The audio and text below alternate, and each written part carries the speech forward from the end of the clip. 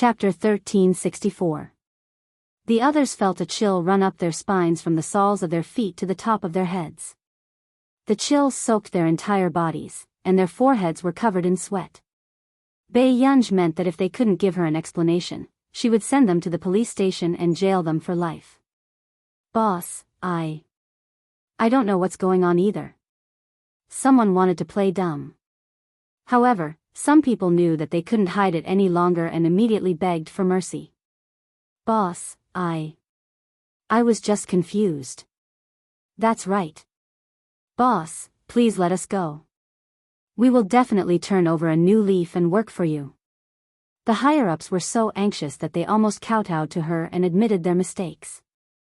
However, Bei Yunj had always been merciless. Nyayu. Bei Yunj didn't even look up as she let Nyayu deal with them. After the noisy begging for mercy gradually faded away, the remaining higher-ups felt their hair stand on end when they saw Bei Yunj's calm but overly beautiful face. They didn't know how Bei Yunj found out that there was a problem with the data, including the 2 fake data projects. Even the insiders probably didn't know about the information reported just now, right? How did Bei Yunj see through it at a glance? It was all wrong. If Nyayu had half of this person's skills, he wouldn't have let these people ride on his head. Bei Yunj was halfway through processing when she suddenly received a message from Shang Yan. She opened it and took a look. Nyayu's ability is limited. I'm sorry to have caused you a lot of trouble. I heard that Mr. Xue Jiangxian is working in the Yun City department of the corporation. Xue Jiangxian might be a good candidate for you, but I heard that he's preparing to leave. You can ask him about the situation. Bei Yunj's eyes flashed. She put her phone on the table and her gaze landed on one of the older men.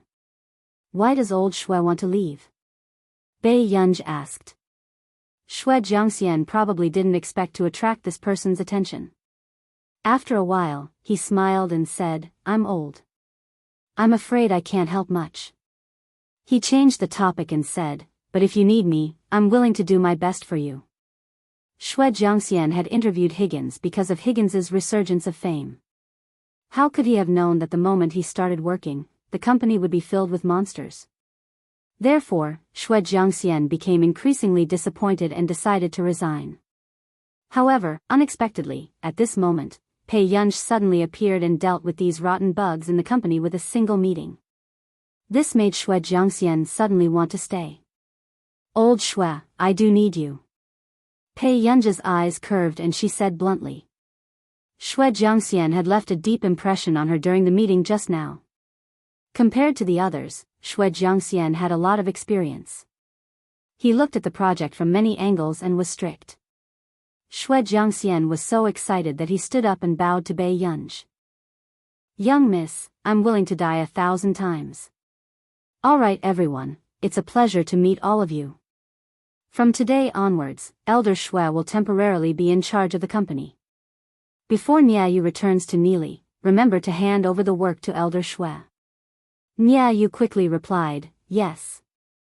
The others had no choice but to put on a fake smile. We are also very happy. Yes, we are too happy, Bei Yunj glanced at the few of them who were acting clumsily and raised her eyebrows lazily. Is that so? How touching. Then we'll see it more often in the future.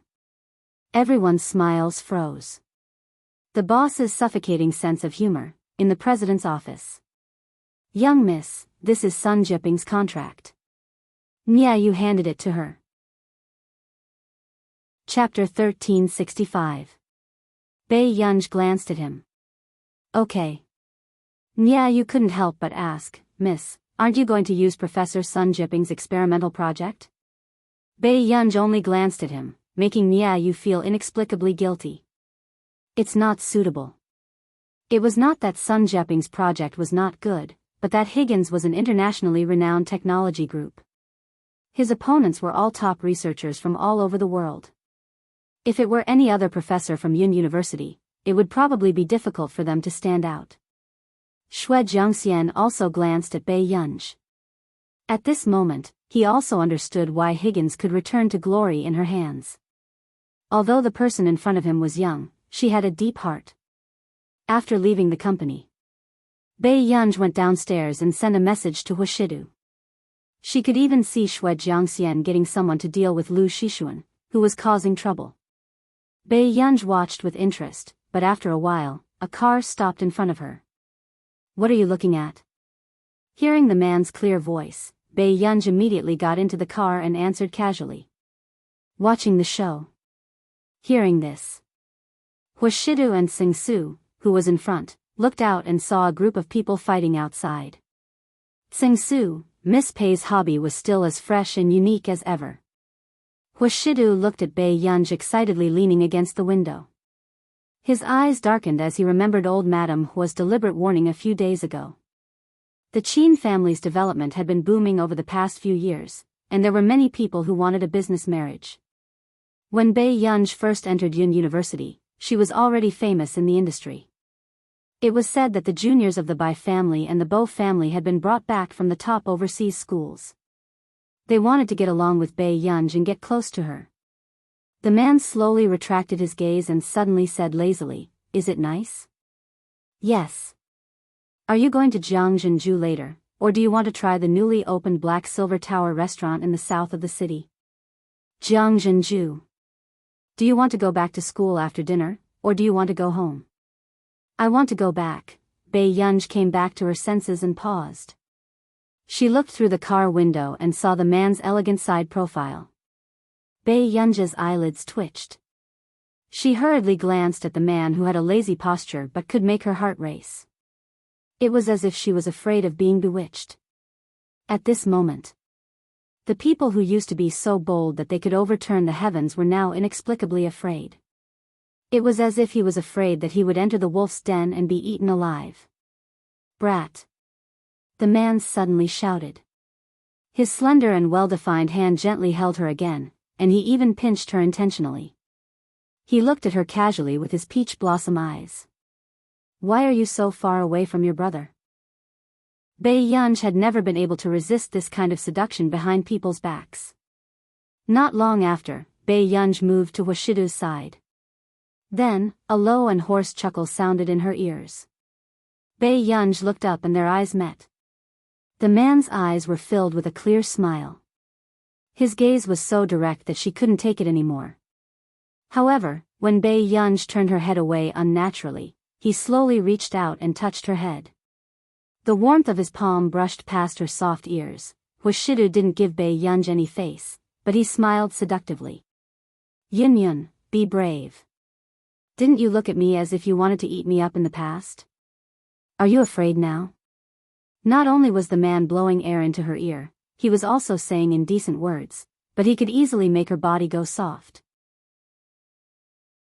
Chapter 1366. Bei Yunj's ears, which had been touched intentionally or unintentionally, gradually heated up. Was it that obvious? After getting out of the car, Huashidu brought him to the dining room and did not mention what had happened just now. During this dinner, Bei Yunj was distracted and her mind was filled with images that she should not be thinking about. Bei Yunj was speechless. It was not that she was thinking too much, but Huashidu exuded a flirtatious aura from head to toe. "It's still early before the school curfew. Where are you going to play?" Huashidu suddenly spoke, making Bei Yunj relax unconsciously. However, the way she looked at the man was complicated, as if her thoughts had been guessed correctly. She seemed to be holding her breath and her emotions were indescribable. She felt like cursing. However, the man smirked. He clearly knew the little girl's personality, but at this moment, he pretended not to know the desire to win burning in Bei Yunj's heart. This move of retreating in order to advance indeed made Bei Yunj restless. He picked up Bei Yunj's favorite dishes and said casually, "It's okay.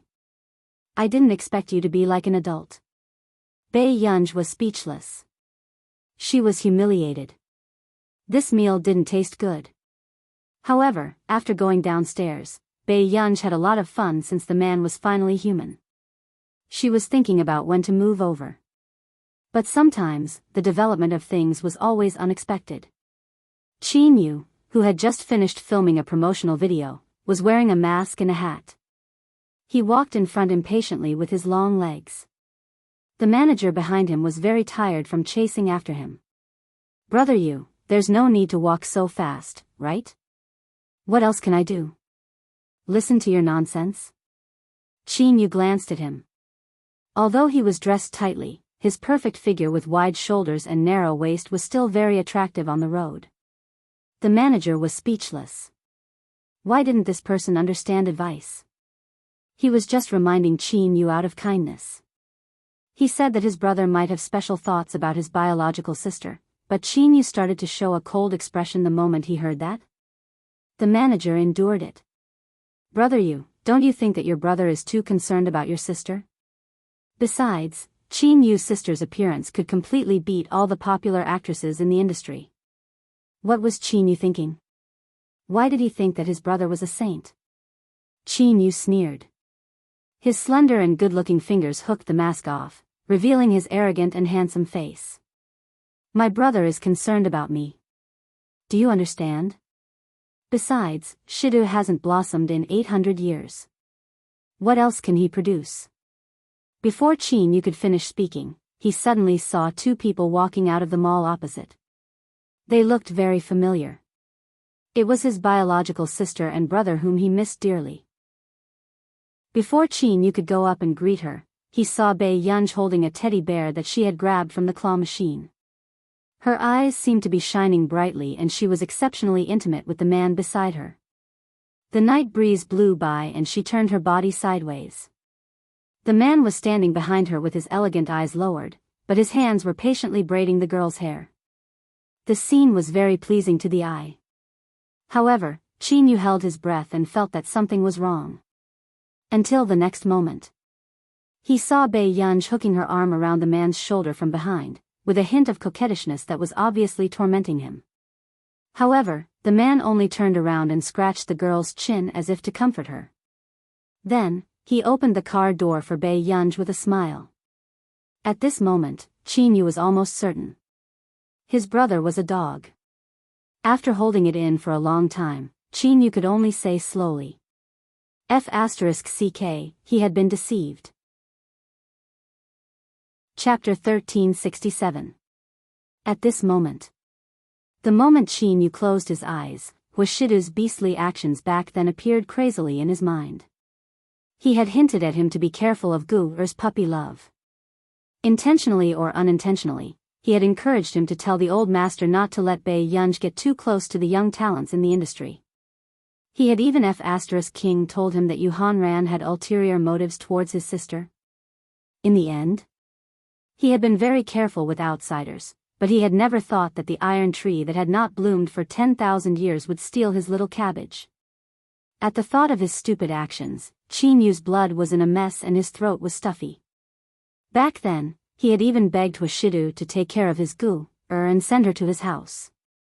But what about this inhumane beast? Gu had just entered university and these two were already so clingy.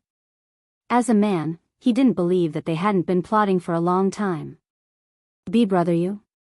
Seeing that Qin Yu was so angry that he was about to vomit blood, the manager changed from gloating to uneasy. Suddenly, Qin Yu said coldly, I'm going to kill this ****. The manager was speechless. The brothers in the past had turned against each other. This was truly a drama of life. The manager tugged at Qin Yu, telling him to calm down.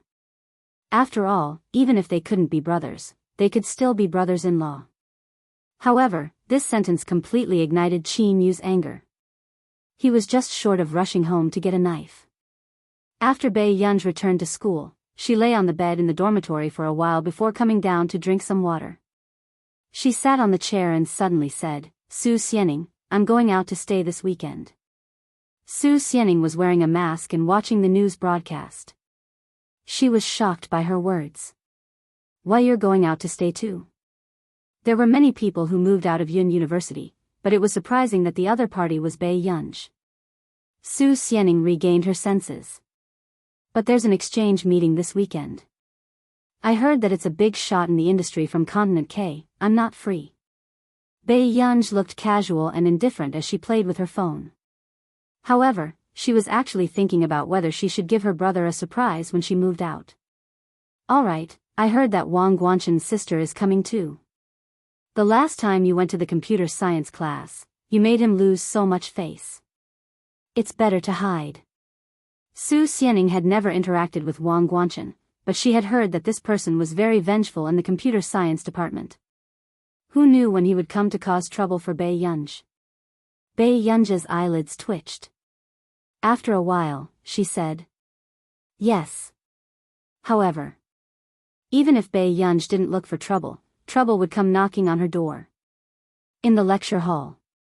As soon as Bai Yunj arrived, she heard the discussions around her and was quickly pulled aside by Su Xianing. "Wang Guanshan is here.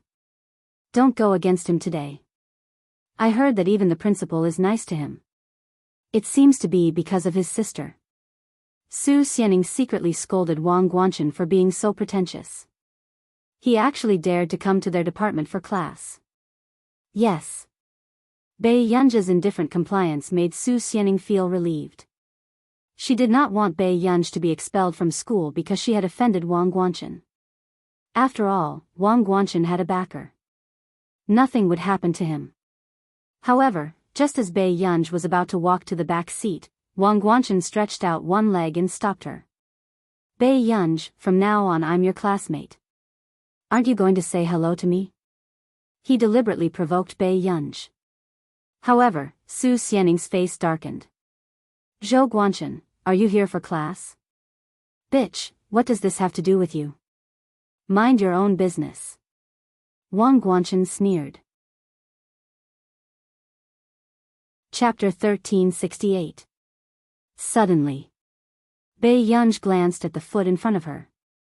"You don't want your leg anymore?" As soon as she finished speaking, Wang Guanshan felt an inexplicable chill and subconsciously shrank back. He flew into a rage out of humiliation.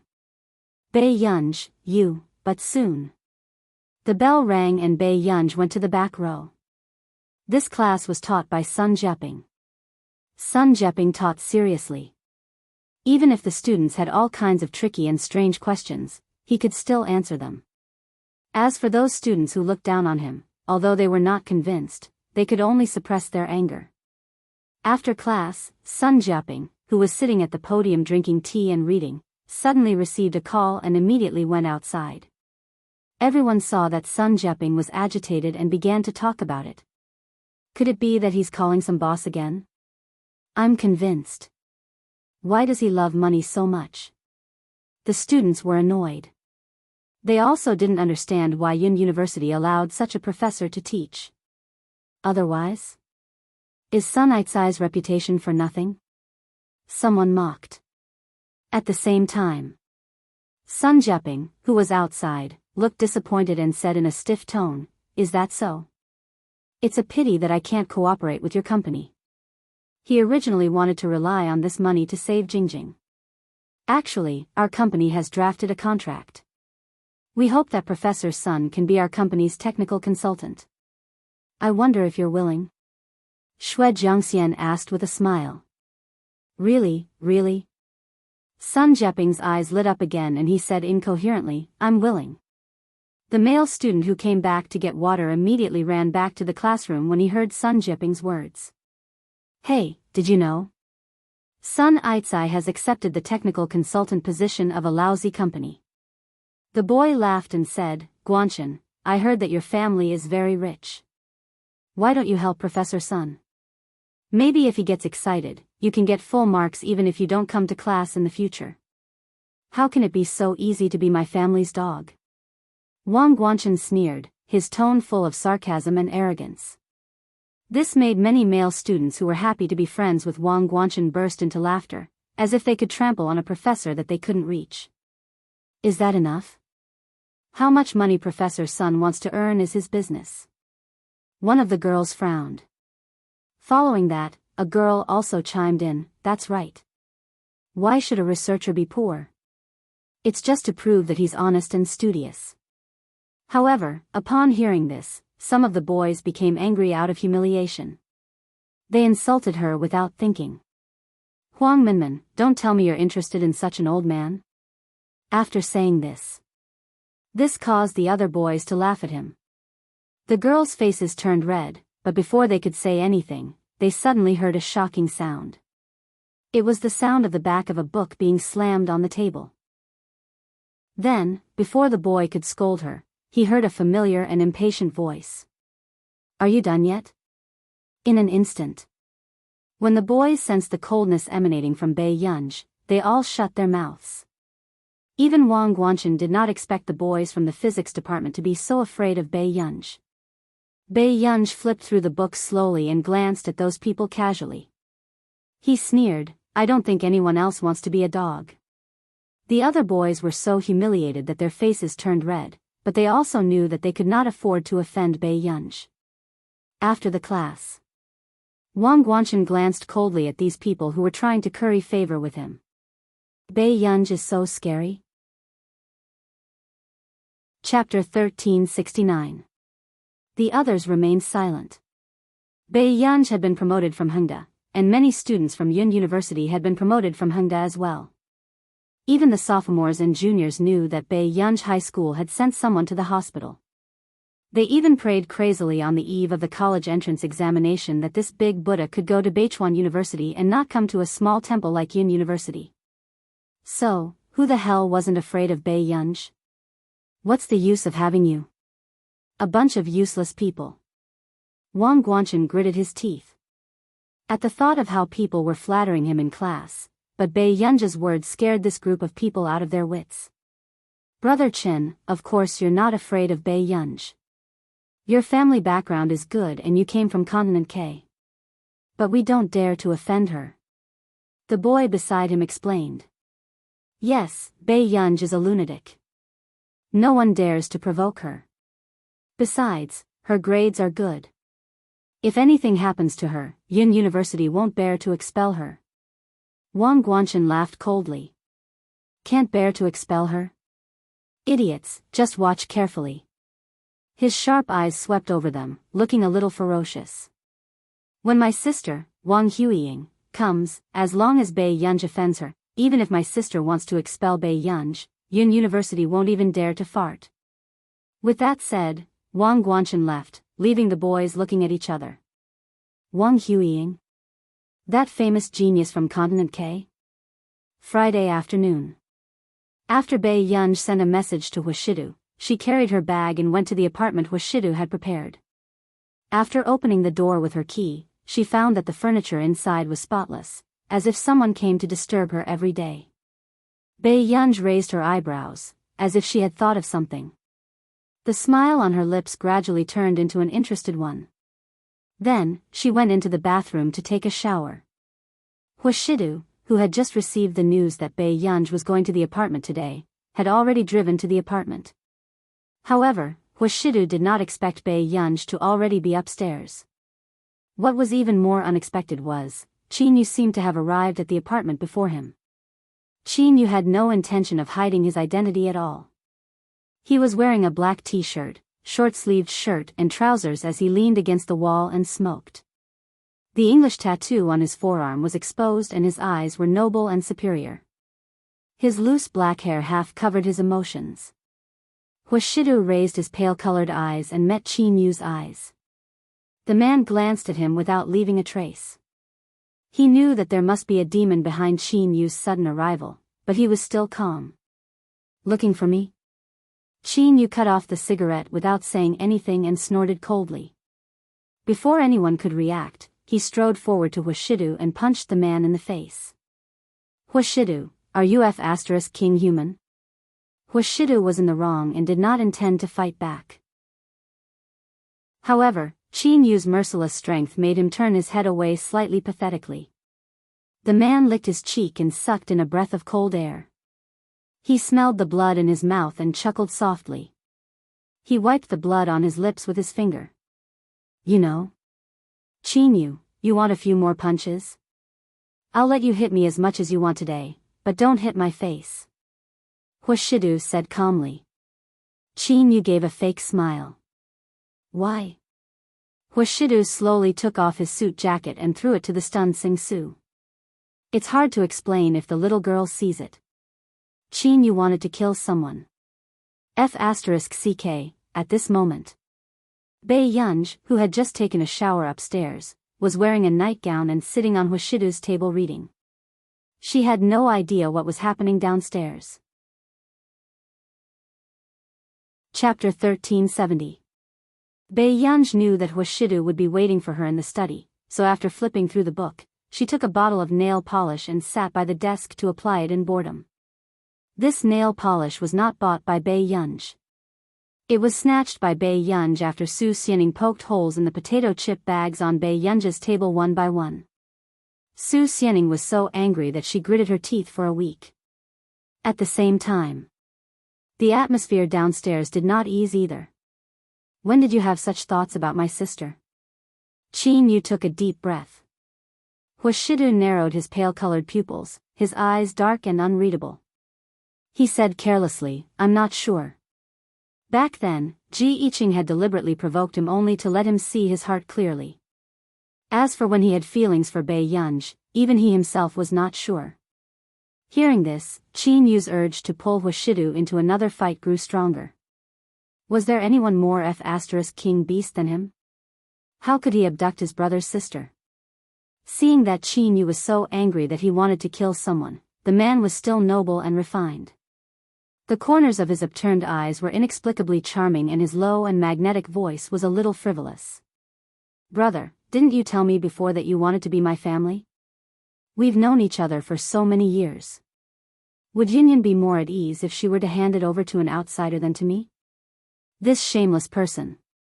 Qin Yu smirked. "President Hua, you also know that I've known you for so many years? Anyone who remembered their brotherhood would not fool around with his brother's sister behind his back. Who started it between you and Gu? Qin Yu asked again. Hwashidu said calmly, "Me." Qin Yu could not help it. "Hwashidu, if you like a female student, who can you find?" At this point, Qin Yu's scalp turned numb. He really could not imagine how Hwashidu, who was cold and indifferent, would suddenly develop such a relationship with his Gu. At the thought that Hwashidu might become his brother-in-law, Qin Yu shivered and immediately asked, "When can the two of you break up?" Hwashidu slowly looked up, but there was no warmth in his eyes. There was an unfathomable coldness that made people afraid. A moment later, hearing him say slowly, "Qin Yu, I'm sorry for not telling you in advance. I apologize to you. But I'm not that much of a beast, and I don't have the intention to play around. I understand that you can't accept it right now." The man's tone was gentle. "But for the sake of our family in the future, it's better to endure it." Qin Yu, F***ck. How could Hwashidu, who should be hacked into pieces, be so shameless? These few punches of yours, you really don't care about brotherhood. The man licked his numb cheeks and laughed, feeling that several parts of his body were throbbing with pain. However, Hwashidu felt that it was quite good to be discovered by Qin Yu this time. It saved her the trouble of building Qin Yu's thoughts. "From the moment you seduced my sister, our brotherhood ceased to exist." Qin Yu took out a cigarette from the cigarette box on the table. After a while, he suddenly remembered something. He slowly and stiffly turned to look at Hwashidu. "Did you and Gu, do it?" "Which one?" Qin Yu was speechless. "How many rooms do you sleep in tonight?" After saying this, the atmosphere froze for a moment. After that, Hwashidu asked with a faint smile, "Qin Yu, she's only in her first year of university. Do you think I can do it?" Chapter 1371. Qin Yu also heaved a sigh of relief, but said, "Then did you?" The man suddenly interrupted him and continued slowly, "You'll have one sooner or later." Qin Yu's face twisted uncontrollably. "Listen, did this sound like something a human would say?" After calming down. After Qin Yu finished smoking, he planned to go upstairs to the study with Hwashidu to talk. After all, if Hwashidu's face was really disfigured by him, Gu might still be angry with him. At this thought, Qin Yu's emotions became even more complicated. "We've been brothers for so many years. I've really met the wrong person." Hwashidu did not care what Qin Yu was mumbling behind him. However, when he casually opened the study door and saw the scene inside, he froze. Unknowingly, someone had suddenly appeared in the study. Bae-yunj was sitting lazily in his usual chair. Her nightgown was loose and revealing her shoulders, and one could vaguely see the black straps inside. A pair of fair and slender legs were resting lazily by the table, forming a strong contrast with the wine-red nail polish she had just applied, causing a strong fluctuation in his senses. The man's pale-colored eyes deepened, accumulating a layer of half-hidden gloom. After Bae-yunj heard the commotion, she turned around and met the man's eyes. However, with this turn of her head, the nightgown on her shoulders slid even wider. The man's eyes were dark as he tried his best to suppress the bad nature in the man's bones and the possessiveness that was surging within him. The little girl casually took a clean nightgown, but did not realize that this nightgown was too big for a man's usual wear. What? Why did he stop in front? Before Chin Yu could ask, he was about to look up when Hwashidu suddenly closed the door. At this moment, the door was tightly shut. Bae-yunj, who was about to stand up inside, was speechless. What was going on? Outside the door. Chin Yu said in the awkward silence, "Are you guarding against me like a thief?" Haha.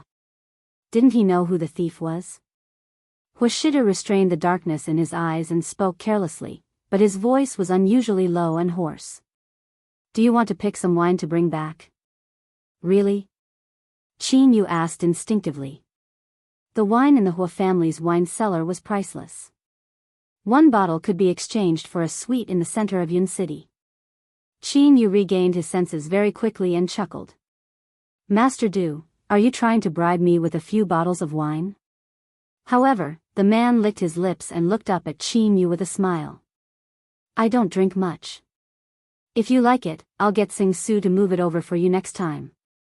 Old Master Hua loved wine when he was alive, so the Hua family had collected a lot of good wine. After Old Master Hua passed away, Hwashidu continued to work with the winery. At this moment, when Chin Yu heard this, he could not help but be tempted. "Aren't you being too generous?" Chin Yu's tone softened a lot and he followed Hwashidu downstairs silently. But not long after, Bae-yunj, who was in the study, suddenly recalled the scene from just now. She thought she saw a wound on the man's lips.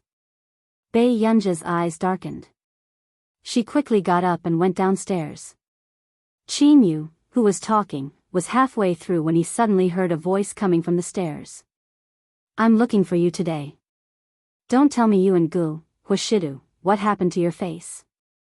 At this moment, the two men sitting on the sofa turned around and saw Bae-yunj walking over with cold eyes. "Ji-gu, Chin Yu was stunned. "Why are you here?" Chapter 1372. However, there was indeed no need to discuss this topic too much. Looking at Bae-yunj's ill-fitting nightgown, the answer was already clear. Bae-yunj only pursed her red lips and walked past Chin Yu, arriving in front of Hwashidu. She reached out and touched the wound at the corner of the man's lips, her eyebrows still furrowed. However, the man grabbed her hand and kissed it comfortingly. "It's okay, Yun." "What's okay?" A cold laugh escaped Bae-yunj's throat. Before the man could react, Bae-yunj had already pulled the man over. Then, she unbuttoned the man's white shirt. There were bruises all over his body, making Bae-yunj's eyes turn cold. However, Hwashidu looked like he was at the mercy of others from the beginning to the end. Chin Yu had lived for so many years, but this was the first time he saw Hwashidu indulging others like this. There was a helpless smile in his pale-colored eyes. However, it made one's heart itch. He suppressed his laughter, but it made her ears numb. Yun, he's still here." Bae-yunj's ears were sensitive to begin with, so she avoided him instinctively. But in the next moment, Chin Yu, who was originally valiant, saw his cold sister turn around. "Why are you here?" His sister's tone was very calm, but it was not difficult to tell that if knew that he was the one who had injured Hwashidu, he might lose this sibling relationship. "I came to see him." The man, who was usually unrestrained, said stiffly, not daring to look at his Gu-er's unfriendly gaze. Qin Yu regretted it even more. He should have let Gu-er live with him back then. This way, his sister would not have to feel sorry for a wild man and would not have to compete with the two at home for favor. Then did you hit him? Bei Yunja's questions were getting sharper and sharper. For some reason, Qin Yu did not dare to admit it. When Huashidu received Qin Yu's pleading gaze, his thin eyelids moved. He looked at the little girl, who had not been appeased successfully, for a while and suddenly laughed. Yunyun, go and change your clothes first. This nightgown was indeed not suitable for them to chat like this. Pursing her lips, Pei Yunj went upstairs with a cold aura emanating from her. Seeing this, Qin Yu heaved a sigh of relief and felt equally bitter. If his own sister wasn't close to him, he might as well treat her as an outsider. The man suddenly said, "You still want to stay here?" Qin Yu, why did he feel that this person was showing off to him? So what if I'm here? Qin Yu leaned against the sofa and pretended to be impressive. However, Huashidu sneered mysteriously. He lowered his head and buttoned his shirt casually. Okay, then when Yunyun comes down, I'll send you off together. Qin Yu almost jumped up immediately and walked towards the door without looking back.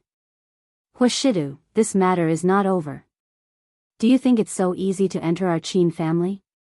Qin Yu was very angry.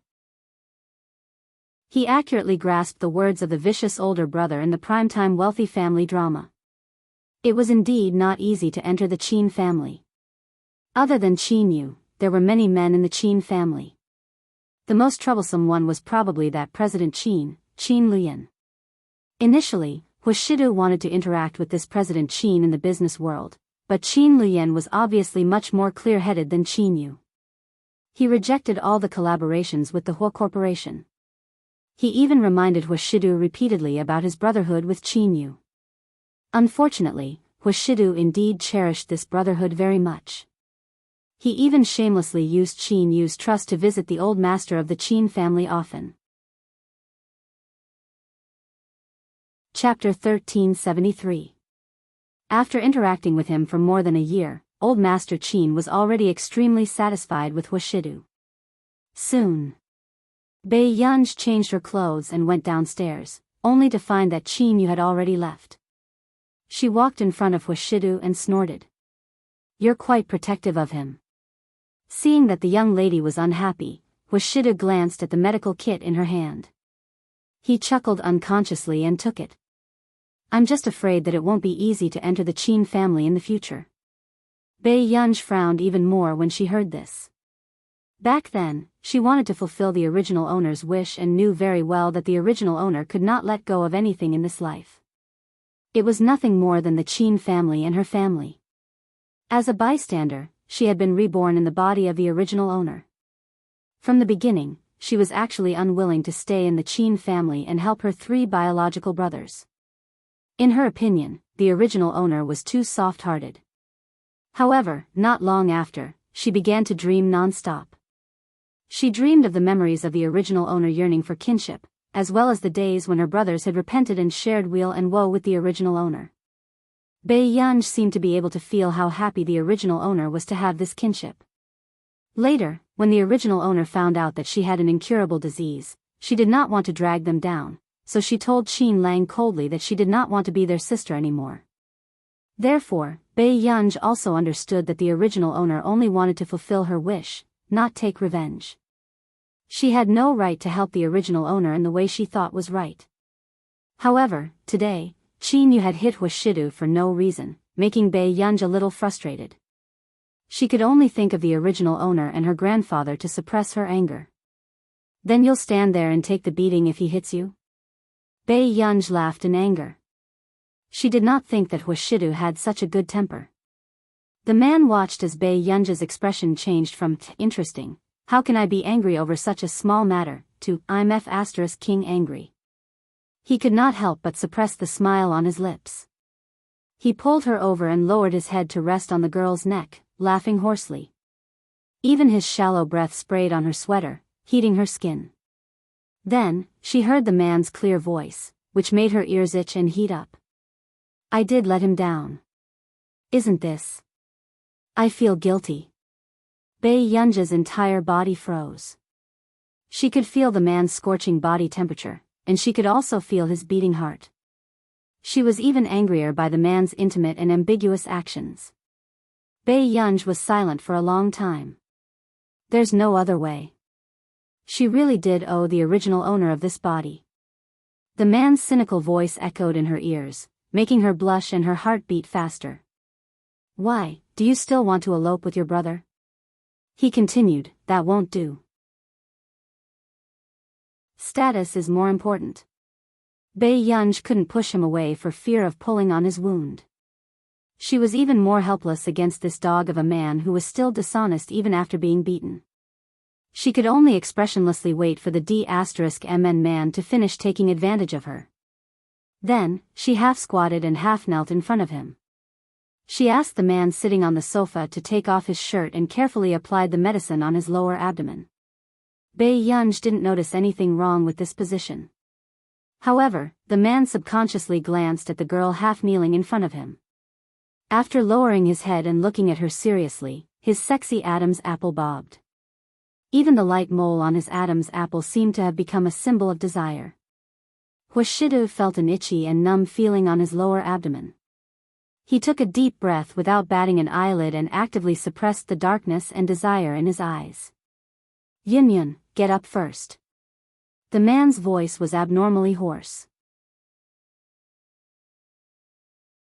Chapter 1374. For a moment. He did not understand why he wanted to suffer.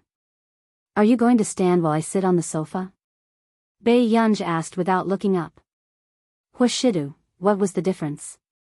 The man forcefully suppressed the beautiful and hopeless evil thoughts in his mind and did not say anything else. However, to Huashidu, every minute and second of applying the medicine was torture. When Bei Yunj was finally done applying the medicine, she had just stood up when a coat suddenly covered her head. Bei Yunj, what was going on? By the time Bei Yunj took off her coat, the man had already left her sight. The next day, Yun University welcomed an unprecedented group of important guests. Continent K's 191st Laboratory and the teachers and students of Continent K's University came to visit Yun University for an academic exchange. Wang Huiying sat in the first row and watched Yun University's internal competition. When she did not see that person, she secretly calmed down. Thinking about it, how could that person be so bored as to come to school? Miss Wang has joined Continent K's University at such a young age. You can be considered the face of Continent K's University. I don't know who to congratulate. The professor sitting at the side smiled. That's right. It's Yun University's honor to invite the teachers and students of Continent K's University and the 191st Laboratory over. I hope Miss Wang won't be stingy with your guidance and valuable opinions. Unexpectedly, when someone said this, Wang Huiying smiled and said, do you have any objections? For students of your school standard, even if they are lucky enough to enter K University, I will still persuade them to withdraw. As soon as she finished speaking, Wang Huiying patted the non-existent creases on her purple leather coat. Even though her tone was smiling, her words were especially hurtful. The expressions of the professors of Yun University changed, but no one said anything for a moment. After all, Wang Huiying was an important guest invited by the school. In addition, Wang Huiying was from the 191st Laboratory. No one dared to say anything. However, when the K University students saw this scene, they immediately felt superior in their hearts. Their expressions were filled with mockery and smugness. They did not know what the principal was thinking. He actually allowed them to have an academic exchange with Yun University. How could a university that couldn't even make it into the top 10 in the world be compared to the world-renowned K University? Sun Jeping smiled gently. Yun University's motto is to put the students first. All of our students can be said to be some of the best children in the country. Of course, we also believe that these children will make good researchers in the future. There's an old saying in Country A, don't bully a poor young man. Wang Huiying sneered, Professor Sun is really a philanthropist. How can one become a good researcher with no talent for scientific research and only rely on imagination? The professors present were irritated by these words, but they could only suppress their anger in front of visitors from afar. On the other hand, Wang Guanchen, who was sitting beside Wang Huiying, did not hide the arrogance and delight on his face. It was as if he had vented his anger. Who would have thought? Suddenly, there was a burst of applause not far away. Miss Wang is right. Scientific research talent is indeed very important. Everyone turned around and saw Si Qingyan walking over slowly. But before Wang Huiying could raise her eyebrows and curl her lips, she heard him say, "No wonder Miss Wang calls you little." Si Qingyan asked slowly with a smile, "However, our family is actually not that old. I don't know where the rumors came from, but they made it seem like our family is very old." Then, Wang Huiying's expression froze, and the atmosphere turned cold. Chapter 1375. Not only Wang Huiying, but even Master K and the usually cold and arrogant experimenters from the 191st laboratory froze strangely when they heard this familiar name. In the face of absolute dominance, all arrogance was fleeting. When the professors of Yun University saw these people's faces turn green and red, they instantly felt happy and smiled as they spoke to them. "Sai, what's the big deal? He and Miss Wang are both scientific research geniuses. Their abilities are on par." The PhD student beside him silently glanced at his supervisor. This was an old conman. As expected. When Wang Huiying heard this, her face turned even paler. She looked like she was about to flip the table and fall out with him. This name was the pain of the young big shots in the industry in the past. Before the appearance of, the young scientific research geniuses dominated a region and each had their own merits.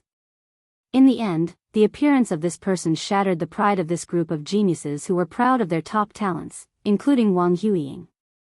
Wang Huiying squeezed out a fake smile. "I don't think I've heard any news from him in the past 2 months, right? Could it be that something has happened? If it were anyone else, they might only start to spread rumors after a year or two without any news. But it was different. The higher everyone's expectations of her, the greater the pressure she had to bear." Si Qingyan suppressed the darkness in his eyes. Actually, his heart ached for Bei Yunj. This guy was so young, but he had received so much attention from all over the world. Just as the professors did not know how to answer, Si Qingyan said coldly, "He's old enough." Before anyone could react, he continued, "He has to spend time in a relationship." Instantly, the atmosphere was strangely silent again. So, he had not been doing scientific research for the past 2 months because he had gone to date? Good Lord. To think that the outside world had already started to spread the news that he had lost his talent. There were even more ridiculous rumors that there was no such person at all. It was said that Country A had fabricated him to fool the international scientific research community. It was to attract the attention of other high-end scientific research organizations and achieve cooperation. I really want to meet him in person when I'm free. Wang Huiying also smiled, but she looked at the people in the competition and seemed to be chatting casually. I don't want to keep spreading rumors that Country has secretly fabricated such a powerful character to cause a commotion in the international scientific research community. Even I almost believed it. Don't you think so? In fact, it wasn't just Wang Huiying. Even the professors of Yun University had never seen this mysterious upstart in the scientific research field.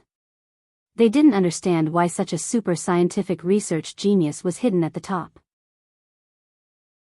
However, they believed that the state would never do such a thing as a fictional character. However, although Si Qingyan tried his best to hide it, he could not help but laugh. He realized that everyone was looking at him, so he just leaned back casually. "Miss Wang, if it's really a fictional character, how can you reject Farisk? If that's the case, I might as well write it myself. Reject Farisk and send the guest presenter to the hospital." The things he did were indeed crazy beyond belief. No matter where he was, this kind of character would be unique. But I have a feeling that Miss Wang will see it. Si Qingyan looked at Wang Huiying, his smile not reaching his eyes. "Sister, don't take it to heart. Those flies from Yun University are a bunch of trash.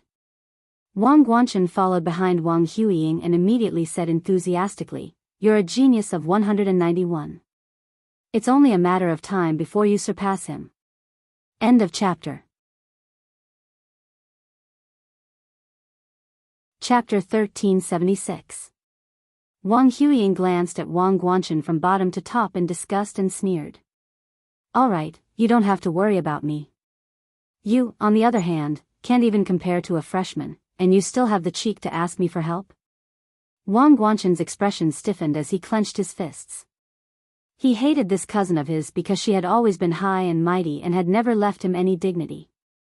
However, compared to Wang Huiying, he could not accept Bai Yunj, an ordinary person who was nothing, acting arrogantly and looking down on him. "Sister," Wang Huiying's expression improved slightly. "She's just a wild girl. We'll deal with her on Monday. This time, 191 is here for Higgins and Fernan's." "Fernan's group? Isn't that in our nation?" Wang Guanchen asked. Wang Huiying said, "We are indeed here to cooperate with Higgins. However, we recently heard that Mr. Fernan's is also in Yuncheng, so we plan to meet them." "Didn't Higgins only rise in power in the past 2 years? Do they need you to meet them personally?" Wang Guanchen was suspicious. "When Higgins was glorious, you were still in school." Wang Huiying sneered.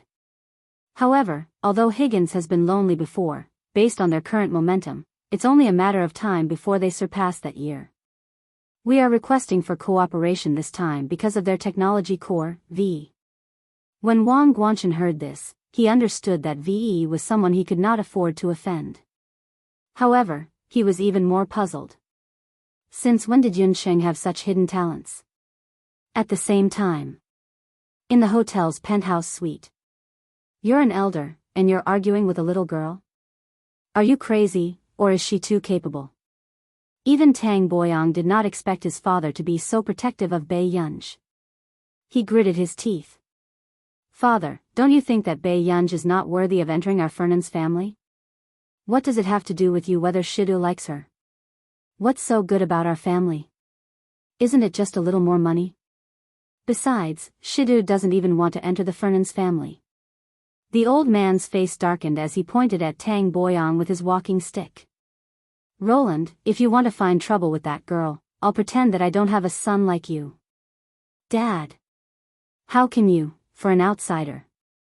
"Enough. That girl is much better than you were when you were young." Old Master said unhappily, "You and Shidu have never watched television with me, nor have you read the newspaper to me in the morning." Roland did not expect that Bai Yunj would be able to bribe the old man with such a small favor. In fact, when they were in Nili, Bai Yunj was not idle either. It was just that he saw the old man waiting quietly by himself every time. It was too lonely. That was why she had come up with ways to annoy him and make him angry. On one hand, the old master despised her, but on the other hand, he hoped that she would stay for a few more days. "If I could choose, I would prefer her to be my daughter or granddaughter. I won't give you a single cent of my family's property. I'll give it all to her."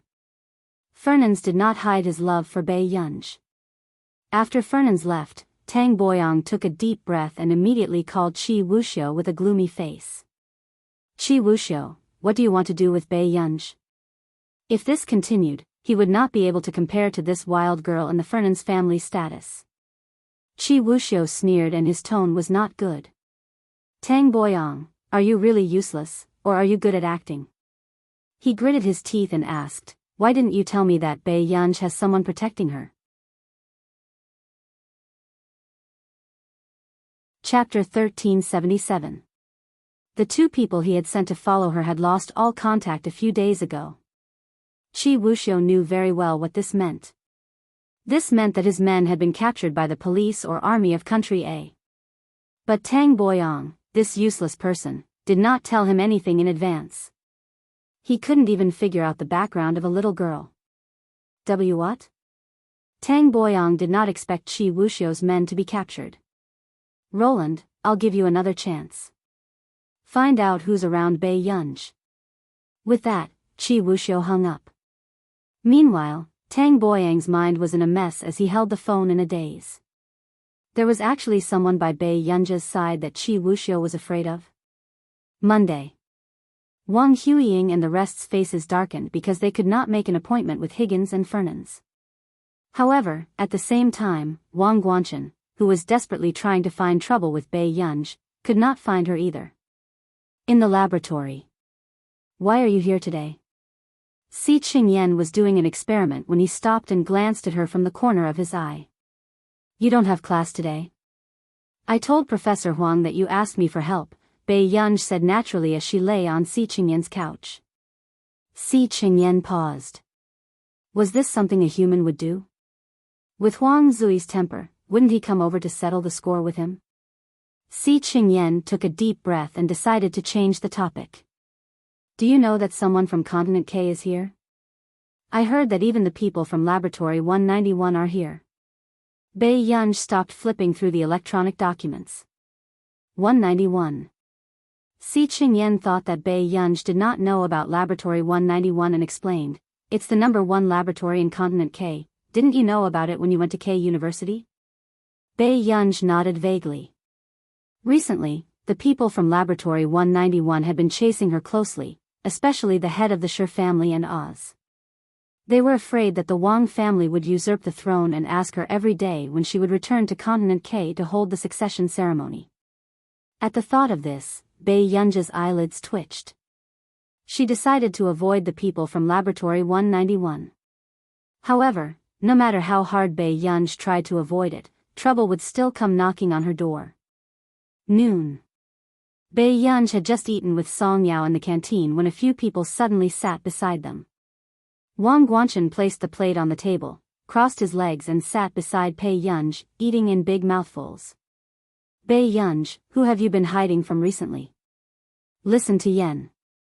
Opposite him, Song Yao stopped her chopsticks and looked at Wang Guanchen with a strange gaze. This was the first time she had met someone who dared to provoke Bei Yunj. As expected. She turned around and saw Bei Yunj exchanging glances with her. Bei Yunj said slowly, let's talk after dinner. This sentence was obviously directed at Song Yao. Wang Guanchen thought that Bei Yunj was afraid of him and was tactfully giving in to him. Sure, but classmate Pei, remember what you said. Don't hide from me. The arrogance on Wang Guanchen's face made the corners of Lu Yuanxi and Chu Zhixing's mouths twitch. Where did this confidence come from? Hearing this, Bei Yunj lost her appetite. Hide from you? Bei Yunj looked up at Wang Guanchen and seemed to have suddenly remembered something. Her beautiful eyes curled up. Ah, I almost forgot. So is it the Wang family in Continent K that freeloader? Instantly. The smug look on Wang Guanchen's face froze with the atmosphere. End of chapter. Chapter 1378. Wang Guanchen's expression darkened bit by bit. Pei, Yun, Gu. These 3 words seemed to be squeezed out from between his teeth. Bei Yunj slowly raised his eyebrows and continued to add fuel to the fire. Are you used to the food in Yin University? Will student Wang have indigestion? He was mocking Wang Guanchen's family for being addicted to living off women and stabbing a knife into their hearts. Bei Yunj put down his chopsticks and left with the plate. Eat slowly. Song Yao and the rest left as well. At this moment, Wang Guanchen's expression was already dark as he knocked over the plate angrily and kicked the table, causing a moment of silence and onlookers in the canteen. But no one dared to go up and talk to him. In the afternoon, Bei Yunj had just called Lin Longjun and confirmed that Lin Longjun was progressing smoothly. She had already controlled the spread of the virus and felt much more relieved. However, she did not expect to see Sun Jeping on the other side making a call when she hung up the call. However, the other party on the phone was obviously angry. She could only hear Sun Jeping coaxing this ancestor. Be good, don't be angry. Grandpa is already preparing to go to the hospital to see you. The toys and snacks you wanted are all in my hands now. Bei Yunj looked up and saw Sun Jeping holding a pile of things in his hands. He could only use his neck and shoulder to hold the phone, but some snacks still fell to the ground. I don't care. You have to come and see me within an hour. The person on the other end of the line said angrily in a childish voice before hanging up the phone. At this moment, Sun Jieping staggered and the glass bottle of milk he was holding fell. His expression changed. Just as his mind was in a mess from anxiety, a fair and delicate hand caught the milk steadily. Sun Jieping heaved a sigh of relief. When he looked up and saw Bei Yunj, he immediately smiled and said, "Student Pei, thank you so much. Why is Professor Sun carrying so many things?" Bei Yunj picked up the toys from the ground. "It's all because of that little ancestor. She wants these things no matter what. I have to send them to the hospital quickly," Sun Jieping said helplessly. Bei Yunj was silent for a moment. "I'll go with you." "How can you do that?" Sun Jieping frowned and rejected. "But you can't carry so many things." Bei Yunj glanced at her watch and raised her eyebrows slightly. "I'm free until 5:00 in the afternoon. Didn't you say that you wanted me to meet her?" Sun Jieping agreed and talked to Bei Yunj about Jingjing along the way. Bei Yunj didn't show any signs of impatience, but occasionally chimed in. When they entered the hospital, before they even pushed open the door to the ward, they could already hear the voices inside. "Stupid. How are you going to teach me if you don't even know this?" She sounded like a delicate and willful little girl. Bei Yunj's eyelids twitched, and she followed Sun Jieping inside. "Jingjing, you can't do this to brother Huang Qian." Sun Jieping reprimanded her. Jingjing pursed her lips, and her eyes were full of pride. "I didn't say anything wrong. I don't need him to teach me these things. I just asked him a question and he couldn't answer it. If he's not an idiot, then what is he?" The little girl was indeed very smart, probably because of her father's excellent genes. Huang Qian, who was next to her, was extremely embarrassed. He exchanged glances with Bei Yunj and recognized Bei Yunj. "Hello, Junior." Bei Yunj nodded as a greeting. Under Sun Jieping's hospitality, she just sat by the side and played computer games. When Jingjing saw that Bei Yunj didn't even look at her, she was inexplicably angry. P.S. 3 more chapters. Chapter 1379. Jingjing sulked and played with the Rubik's Cube. When Sun Jieping went out to get the medicine, Huang Qian also went out to avoid him. Thus, he could only let Bei Yunj stay. Jingjing is smarter than her father. It's my fault for not teaching her well. She has no manners at all, Sun Jieping said apologetically. Huang Qian shook his head awkwardly. Sister Jingjing is smart. I really don't have anything to teach her. Sun Jieping was also worried. It's good to be smart. No one can control her. She's lawless. In the past, when Jingjing's illness was not serious, he had also hired a teacher to teach her. In the end, they all retreated with pale faces and even returned the deposit. When Huang Qian heard this, he remembered that Bei Yunj was looking after Jingjing. He began to worry nervously. Would Junior Pei be tormented by this little princess who deliberately made things difficult for her? At the same time, the ward was completely silent. Jingjing could not take it anymore and started to lose her temper. You're all idiots. Bei Yunj's eyelids twitched. She just glanced at her indifferently and continued with her work.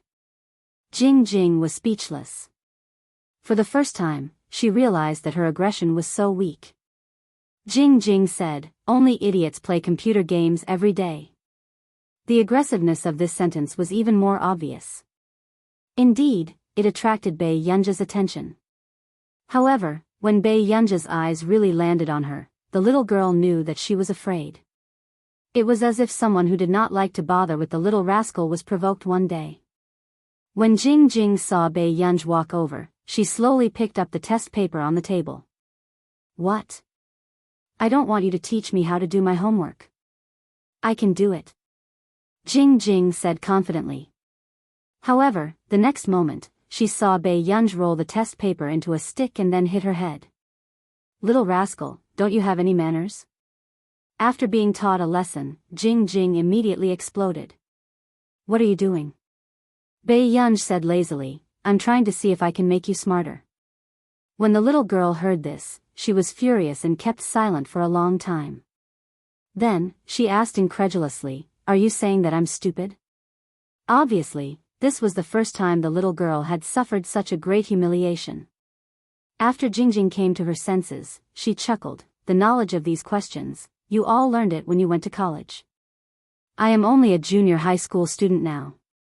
Upon hearing this, Bei Yunj's beautiful eyes twinkled as she stared straight at her. After a while, he poked her forehead with his index finger. "You're that good?" It was the first time that Jingjing had seen someone who was more beautiful than on TV, not to mention Bei Yunj's pair of seductive foxy eyes. Almost no one could look at her with a smile for more than 10 seconds. In an instant, his face turned red. "You," Jingjing pursed her light pink lips, and her small hand could not help but grab the small quilt. She said in a fierce voice, "Grandpa said that my illness will be cured, and I will become a very powerful researcher." She looked up at Bei Yunj and said, "Everyone will treat me well and protect me. I'm a genius that everyone is fighting for." In the past 2 days, there were indeed people who understood the situation. They called and prepared to transfer Jingjing to the military hospital. Really? Why do geniuses need to be protected? Bei Yunj's words made Jingjing pause for a moment. She was speechless for a moment. "Because, child, if someone protects you at all costs, it is not because you are very powerful, but because you carry the hopes of many people." Bei Yunj smiled and pinched her cheek as a punishment. Chapter 1380. Jingjing was also inexplicably afraid of this strange person. The person in front of her was different from Sun Jieping's former students. She was not easy to deal with and was not easy to understand. No, as a researcher, you will be respected by many people and have a lot of money to spend. Brother Tang Cheng went to country R and has endless money to spend. Jingjing's eyes were full of desire. "As long as I grow up, I can support Grandpa. Grandpa won't have to be talked about by those students behind his back. Professor Sun won't go to country R." Bei Yunj began to peel the apple slowly. "Why?" Jingjing stared at Bei Yunj with resentment in her eyes. Professor Sun's father was detained abroad for 10 years. In the end, he sneaked back to China. After Bei Yunj finished speaking, Jingjing thought Bei Yunj would hand her the peeled apple, but she saw Bei Yunj eating it by herself. "Jingjing, you have time to drive people away, but you don't have time to get yourself an apple?" After saying that, Bei Yunj went out to answer a phone call. She didn't do anything, but she had the hot-tempered little girl under control. Bad woman.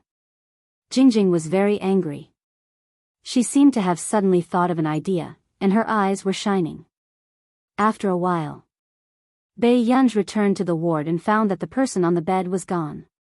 This little girl needs to be taught a lesson. Downstairs. Jingjing avoided the crowd and breathed the fresh air in the garden. While the security guards were not paying attention, she quickly ran out of the hospital. How is she good? How can she teach me a lesson? Jingjing thought that Bei Yunj might be scolded by Sun Jieping because she went missing. She immediately felt relieved. Let Bei Yunj teach her a lesson. However, Jingjing jumped to the roadside stall to buy snacks, but she didn't notice that someone had been following her for a long time. When she walked to a place where there was no one, she suddenly heard a voice behind her. "Jingjing?" Hearing this familiar voice, Jingjing suddenly turned pale and dropped the chocolate ice cream she secretly bought. "It seems that Sun Jieping, that old fart, has raised you well."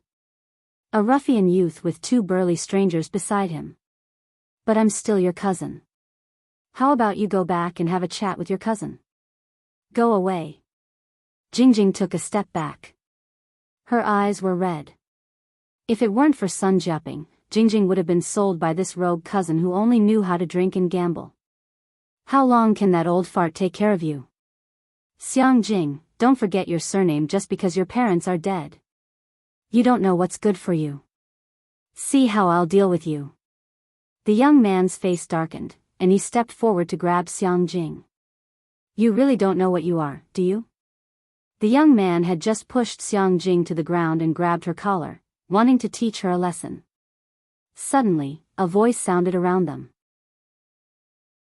"Yo, it's quite lively here." Xiang Jing's eyes were filled with fear and tears. When she heard the voice, she turned her head hopefully, but she didn't expect it to be Bei Yunj. "Who are you?" "I'm warning you, don't meddle in other people's business." The young man was on guard and grabbed Xiang Jing's collar. He wasn't so stupid that he couldn't be saved. He could see that the sloppy person in front of him was more or less dangerous. "I'm looking after this child. Now I have to take him back to report." Bei Yunj looked at his watch and said slowly. One of the people on the other side was stunned. He said greedily, Brother Xiang, the watch in that woman's hand seems to be worth tens of millions." Chapter 1381. Really? The young man did not expect that his little cousin would know such a rich person. He immediately stared at Bei Yunj enviously. "Really?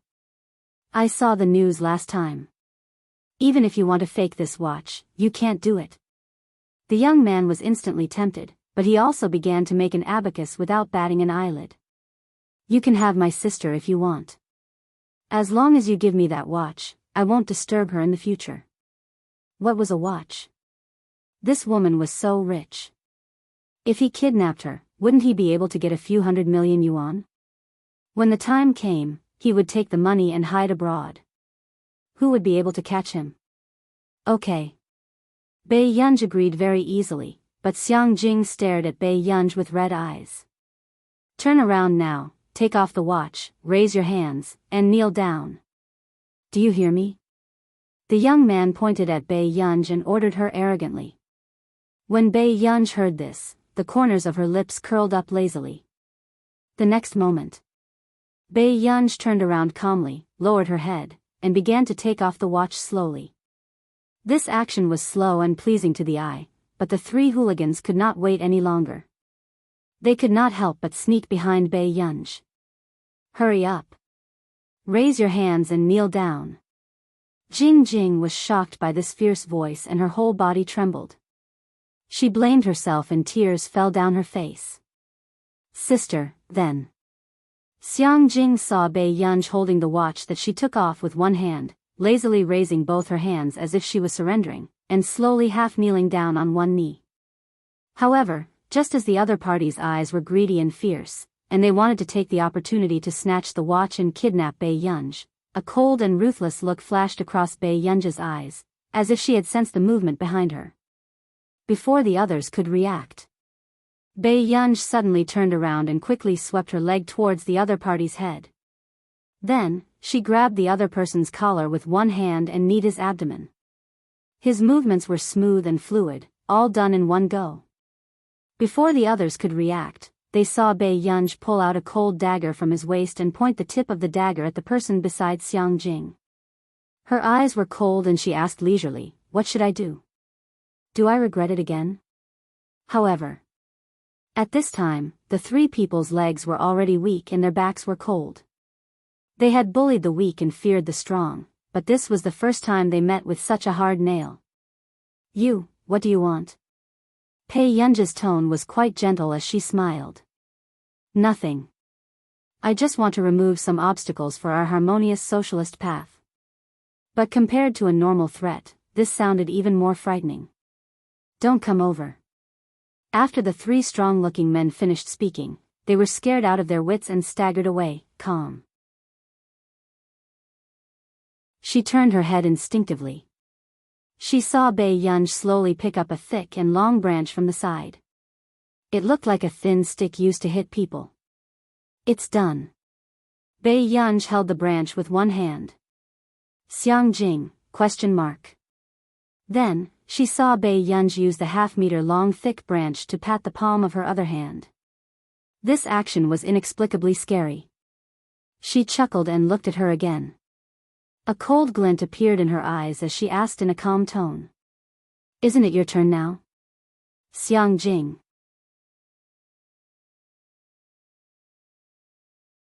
Chapter 1382. Sister, Xiang Jing was inexplicably terrified. One could hear the timidity in her voice. She reminded her sister softly, it's against the law to hit someone. Yes, I haven't drunk tea in the police station in this area. Bei Yunj sneered and walked towards her. The person who had just wanted to remove obstacles for a harmonious society changed her attitude faster than flipping a book. Sister, I'm wrong. Xiang Jing suddenly pounced on Bei Yunj and started to cry in a childish voice. Boo-hoo, I'm really wrong. The atmosphere was silent for a long time. Just when Xiang Jing thought that Bei Yunj's heart softened, she heard the other party's clear and cold voice. Are you going to wipe your snot and tears on my body? Xiang Jing, why was this woman so stubborn? Not long after. When Sun Jieping returned to the ward, he found that his little granddaughter was very obedient. She sat on the bed and did her homework. She didn't even raise her head. However, the atmosphere was a little strange. Professor Sun, I have something to do, so I'll go back first. After Bei Yunj finished speaking, Sun Jieping nodded and watched as she left without looking back. Xiang Jing immediately threw away the pen in her hand. Grandpa, is she the school bully in your school? Xiang Jing's eyes were full of curiosity. Sun Jieping, where did she learn this word from? He suddenly thought of the situation at the hotel and asked, what did she do? Xiang Jing felt guilty.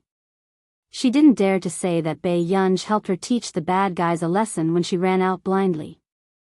It's just that. I think this sister is very powerful. Sun Jieping and Huang Qian were very surprised. Xiang Jing had been arrogant since she was young. Other than Sun Jieping, she was arrogant and rude to everyone. However, he never thought that he would sincerely praise Bei Yunj for being amazing. Jing Jing, she's the top scorer in the college entrance examination of our University. She participated in the postgraduate competition when she was in her first year. Sun Jieping laughed. Xiang Jing was unhappy. What's so great about that? But brother Huang Qian is just a doctoral student. He's not that powerful. Huang Qian, did they have to drag him out and whip his corpse? Silly girl, when Bei Yunj participated in the postgraduate exchange competition, there were 2 students. Sun Jieping scratched her nose. His students are all top geniuses. She beat the student? Xiang Jing was in disbelief and became agitated. How is this possible? In Xiang Jing's heart, this was a belief that could not be defeated. Even if it was his student, he should not be defeated so easily. Huang Qian sighed as well. I graduated from Hengda as well. I heard from Hengda's teachers that Pei Qian's grades weren't good at other high schools, but ever since she entered Hengda, she's become the top student. I think it might be because classmate Pei loves to fight too much. She used to treat this as her main job. Otherwise, he wouldn't have ended up repeating a year. Xiang Jing, just how much did he love fighting? Grandpa, can I go to University to play with Sister Pei? Xiang Jing couldn't help but ask. She did not believe that Bei Yunj was so powerful. Sure, wait for Jing Jing's treatment to be over. No. Didn't you say that she'll be transferred to another hospital in 2 days? Grandpa, let me go look for Sister Pei tomorrow. Sun Jieping had no choice but to agree. However, Huang Qian's scalp went numb. He had a feeling that Xiang Jing was up to something. The next day, Bei Yunj was still staying in the dormitory of University. She didn't expect to receive a knock on her door early in the morning. She suppressed the impatience in her eyes and opened the door to see a small figure. Chapter 1383. Xiang Jing's eyes were bright. She was wearing a beautiful dress and hugging a long-eared rabbit plushie. Sister, before she could finish speaking. The door was suddenly closed by the person with a dark expression. Because the soundproofing of the dormitory door was not very good, they could still hear the commotion inside. "Who is it?" someone asked curiously. Bei Yunji's voice trailed over. "I don't know." Xiang Jing was speechless. How could someone be so unreasonable? Fortunately, not long after, a beautiful and gentle-looking sister from Xiang Jing opened the door. "Are you here to look for someone?" Song Yao's lips were curved. She was wearing a light-colored sweater and her eyes made one feel comfortable. It was a pity that there was an emotionless woman beside her. "Why did you let her in?" Bei Yunji's tone was still a little unhappy, but her slanted eyes looked excessively beautiful. Song Yao handed snacks to Xiang Jing. "She just woke up and is like this." Xiang Jing really did not understand why such a good-tempered sister would be related to Bei Yunji. "Thank you, sister." "Are you Song Yao?" "I've seen your drama." "Yes." Song Yao replied with a smile, the dimples on her cheeks faintly visible. Bei Yunji turned around and saw Song Yao giving all the snacks she had bought for her to Xiang Jing. Song Yao asked with a smile, "Are you here to look for Yunji?" Xiang Jing nodded. "Grandpa said that there's an exchange competition in school recently. There seem to be many people from Continent K. Will Sister Pei participate?" Xiang Jing really wanted to see if Bei Yunji was as capable as Grandpa said. Song Yao said, "I don't think so." "Don't tell me you're scared." After Xiang Jing muttered, Bei Yunji had already glanced at her coldly. Xiang Jing immediately shrank towards Song Yao. Bei Yunji snorted. "You still know how to hide?" Hearing this, Song Yao, who was scaring the child again, was speechless. "Then why aren't you participating in the competition? Grandpa said that you're very good. Those people from Continent K must want to compete with you." Xiang Jing had guessed correctly. These few days, people from Continent K had been looking for her everywhere. Wang Guanchen wanted to find Bei Yunji and take revenge on Bei Yunji. There were also people sent by Patriarch Shi to search for Bei Yunji's whereabouts. They wanted to bring her back to Continent K to hold the succession ceremony. "Am I very free?" After Bei Yunji finished speaking, Xiang Jing also felt that Bei Yunji made a lot of sense. Until the afternoon. She was brought to a movie and dinner by Song Yao and Bei Yunji. Xiang Jing felt as if a fishbone was stuck in his throat. He looked at Bei Yunji with condemnation in his eyes. "Don't you have nothing better to do?" But not long after. The class president of Bei Yunji called and said that the school was organizing a group of students to watch the competition and learn from each other. They had to go back, but Xiang Jing was very happy. However, in the Yun University competition venue, the atmosphere was a bit tense. The students from Continent K all had arrogant and mocking expressions on their faces. How many competitions have there been? Yun University hasn't even won a single competition. What's the point? That's right. A few days ago, I even heard Sun Jiaping from the physics department and Si Qingyan from the computing department mocking our Professor Wang. This made me think that they were very capable. I didn't expect them to be a bunch of boastful paper tigers.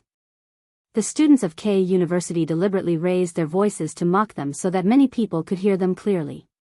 The students of Yun University had always been the top students that others called top students. They had never been mocked like this before. Sun Jiaping doesn't have much ability to begin with. He's just an old good-for-nothing. Wang Guanchen's voice suddenly sounded. And these words were heard by Xiang Jing and Song Yao, who had just entered. Xiang Jing was furious and rushed forward. "You're the good-for-nothing. Trash. Where did you get the cheek to talk about my grandfather?"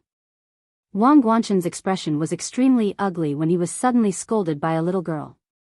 But soon, Song Yao appeared in front of him. "Student Wang should know that you scolded a professor for no reason. If the situation is serious, you will be punished."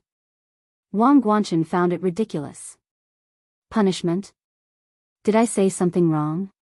Hearing this, Xiang Jing almost pounced on Wang Guanchen and bit a piece of meat, but Song Yao grabbed her tightly.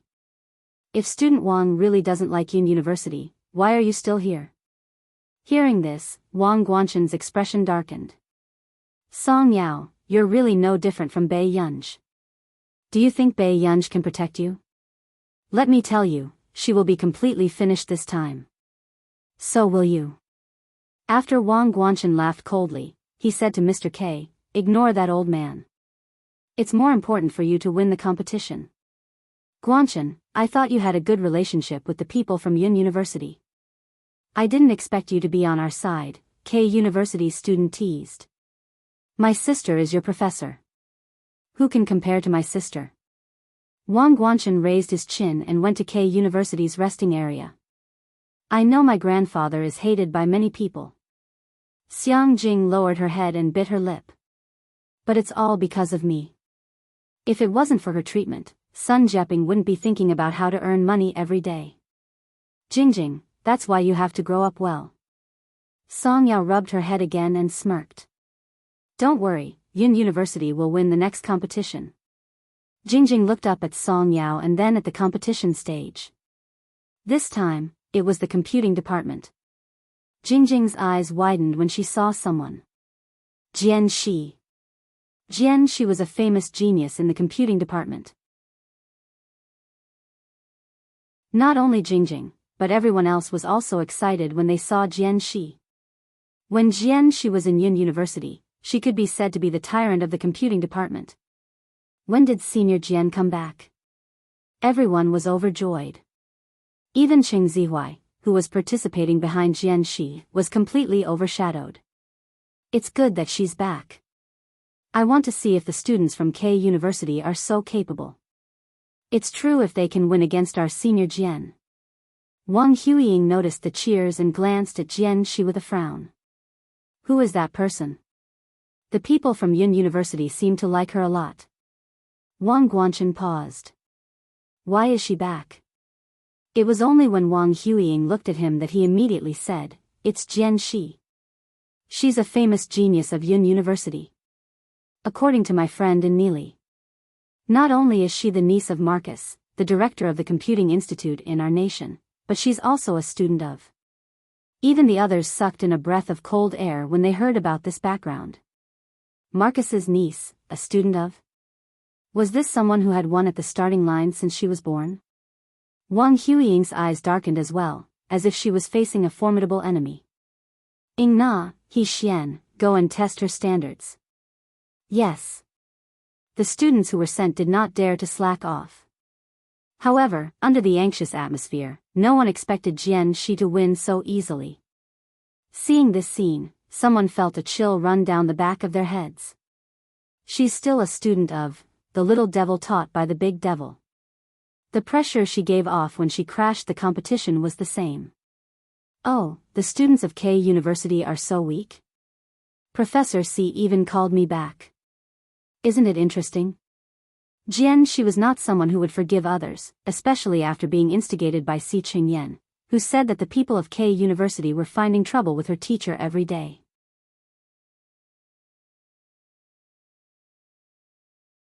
Chapter 1384. Jian Shi patted her skirt. Hurry up, don't waste time. I still have homework from the teacher. The computer science students really wanted to brag about their senior Jian Shi. After not seeing her for a year, Jian Shi was still the god of the computer science department. Meanwhile, the people from K University looked embarrassed. Wang Huiying took a deep breath and did not want to argue with Wang Huiying directly. Don't be nervous. It's okay if you can't win. There's still a physics competition. The other students were indignant, but they could only nod. However, they still lost badly in the next 2 rounds. The final score between K University and Yun University, 0-7. The students of Yun University cheered and jumped for joy. Even the professors were beaming with joy and their faces were rosy. Si Qingyan sighed. It seems like she's really good. Jian Shi's improvement was godly. Professor C, what are you talking about? Si Qingyan said. Nothing. On the competition stage. The students of K University were suffering like never before. When did Yun University have such a terrifying student? After the competition ended. Wang Huiying asked the students to prepare for the next competition. To prevent such a situation from happening again, she even stuffed 2 young members of the 191st laboratory with unfamiliar faces. However, she did not expect Jian Shi to compete in the next physics competition. Wang Huiying slapped the armrest of the chair and gritted her teeth. Why is it her again? It's okay. Jian Shi studies computing. It's useless for her to compete in the physics competition, the K University teacher comforted her. However, half an hour after the start of the competition, it proved that his idea was wrong. Even the physics students of K University and the 2 young members of the 191st laboratory were not enough in Jian Shi's hands. So far, K University had only obtained 1 point. What should we do? If this continues, we'll definitely lose again. The K University teacher panicked. Wang Huiying's face darkened, and Wang Guanchen was in disbelief. Sister, what should we do? We can't let them continue to win. Shut up. Wang Huiying scolded impatiently and took a deep breath. Get Meng Xingyun over. Her eyes were cold.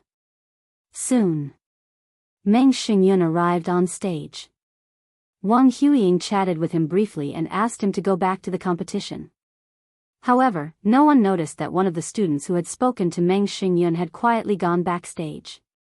At this very moment, there were only 2 people in the backstage control room. One was a student from Yun University, and the other was a student from K University. After receiving the message, K University student's eyes flashed and he left when no one was paying attention.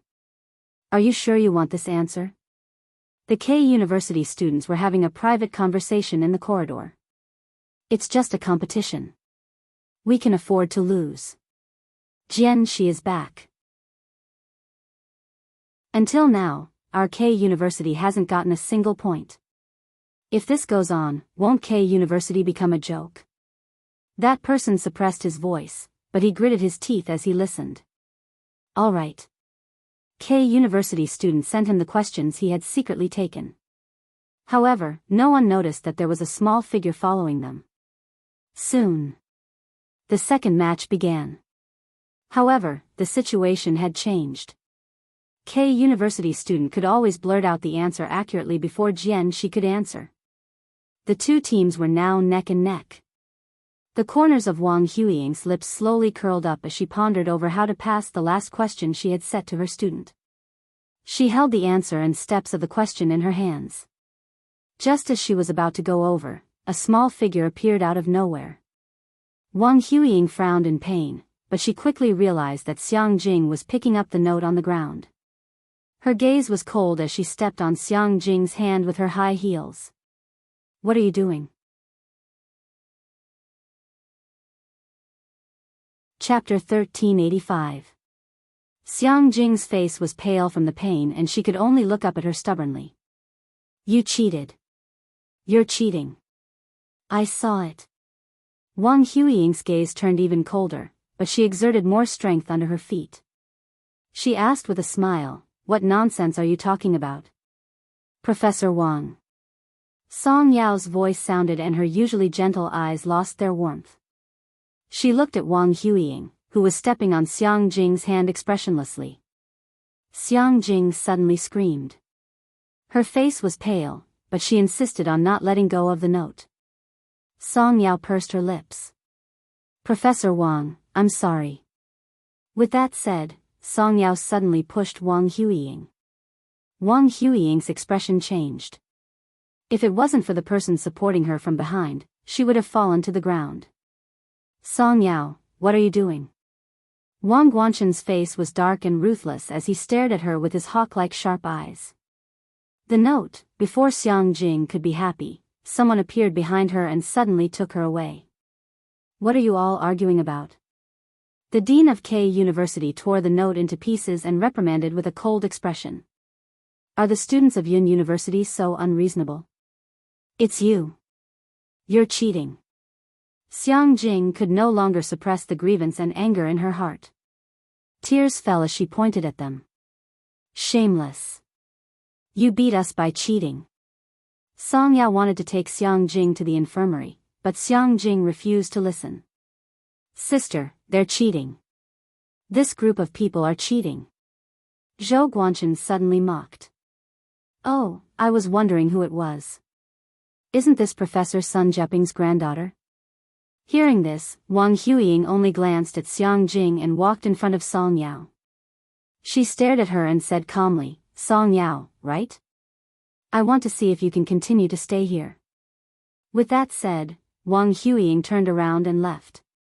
However, Wang Guanchen laughed coldly and actually walked in front of Song Yao. He raised his hand and suddenly slapped Song Yao. At this moment, even the Yun University students beside Wang Guanchen froze. This was Song Yao. Was it alright for Wang Guanchen to provoke Bei Yunj like this? B***TCH, how dare you hit my sister? After saying this, Xiang Jing couldn't help but get angry. She suddenly grabbed Wang Guanchen's hand and bit it hard. Wang Guanchen didn't hesitate. His face turned ferocious and he wanted to slap Xiang Jing too. However, Chu Zhixing and Lu Yuanxi, who had just arrived, immediately stopped him. What the hell? Are you hitting a child here? Lu Yuanxi's eyes were cold. When his eyes met the slap on Song Yao's face, he froze. Sister Yao, your face, after all, it was the strength of an adult man. Song Yao could not stop him at all. Everything happened too suddenly. After Song Yao regained her senses, she could only ask, can you send Xiang Jing to the infirmary? F***ck, he even hit a girl? Lu Yuanxi was furious. But in the next moment, a voice sounded not far away. What are you guys doing? I asked you to buy something for me. Are you avoiding me? Bei Yunj chewed her gum and looked at Lu Yuanxi and Chu Zhixing, who were standing out in the crowd, with a faint smile. Lu Yuanxi couldn't suppress his anger and asked with a fake smile, Bei Yunj, your Tian has been bullied and you're still asking me for food? However, the meaning of this sentence in the ears of the couple fans was, your wife has been bullied and you still have the cheek to eat? Just as expected. The casual smile on Bei Yunj's face disappeared and her eyes seemed to be covered with a layer of coldness as she walked quickly in front of them. When Bei Yunj saw the red mark on Song Yao's face, the anger in his eyes could not be suppressed and he suddenly asked with a smile. Who the F***ck hit you?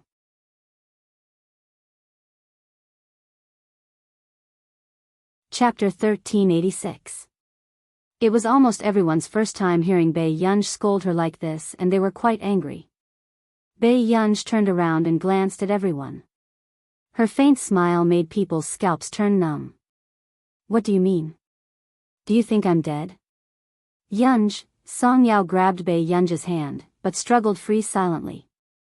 Bei Yunj walked in front of Wang Guanchen. Is that you?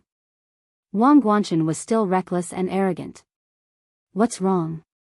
She was disrespectful to my sister just now. Before he could finish speaking, Bei Yunj suddenly raised her leg and kicked him in the chest.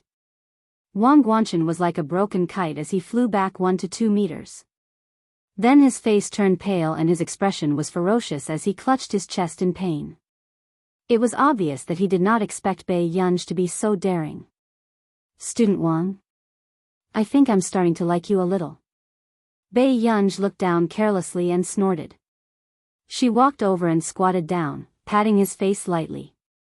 I like you so much that I'm starting to think about which cemetery in Yunqing you should lie in. There was a unique friendliness in her clear voice, but it made people's hair stand on end. Someone come quickly. Wang Guanchen was so scared that his body turned cold. However, before he could call for help, Bei Yunj suddenly stood up and stepped on his forearm mercilessly. The sound of bones breaking was crisp and Wang Guanchen's scream made people's backs turn cold. However, Bei Yunj only used the soles of her feet to slowly crush him. She smiled slowly and asked, Classmate Wang, can we talk some sense into each other? This scene was traumatizing to the onlookers. Was there someone who broke someone's hand while asking if they could be reasonable? At this moment, even Xiang Jing could not help but look at her injured hand, then at Wang Guanchen, who was not far away. Her scalp turned numb. She suddenly realized how arrogant she had been in front of Pei Yunj in the past, testing the edge of danger. Won't sister be expelled? Chu Zhixing and Lu Yuanxi stopped Song Yao and did not let her see this bloody scene. Chu Zhixing nodded. If you drop out of school, you'll be forced to inherit billions of assets. Xiang Jing, at first, Wang Guanchen was in so much pain that he couldn't react. Only when he felt that his bones were about to be crushed did he suddenly nod his head. Bei Yunj tilted her head and smiled lazily. She continued, actually, I usually break one of Miss Song's hands if someone touches her face. Tell me, how should I greet you? Wang Guanchen was in so much pain that his whole body was trembling. His eyes were full of fear, and he could not make a sound from his throat. Bei Yunj's lips curved into a smile as if she was trying to negotiate with him. Crippled one hand. That's not enough, right? When the surrounding people saw this scene, no one dared to intervene. Everyone knew that they could touch anyone in Yun University, but not Song Yao. Besides, many people in school had a good impression of Song Yao. To the extent that there were even some students who coincidentally blocked the scene in the name of being spectators. When Wang Huiying heard the news, Wang Guanchen was almost beaten to death. Professor Wang, bad news. A student from Yun University hit Brother Chen. What? Wang Huiying's expression changed. She threw the glass of water on the table and rushed over. Who's courting death? How dare they hit someone from the Wang family in broad daylight? Wang Huiying looked at the dense crowd and gritted her teeth. Get lost. Chapter 1387. When Wang Huiying pushed through the crowd, Bei Yunj had a baseball bat in one hand and a baseball in the other. The baseball bat was still pressed against Wang Guanchen's back. Are you crazy? Who did this? How dare you touch someone from the Wang family?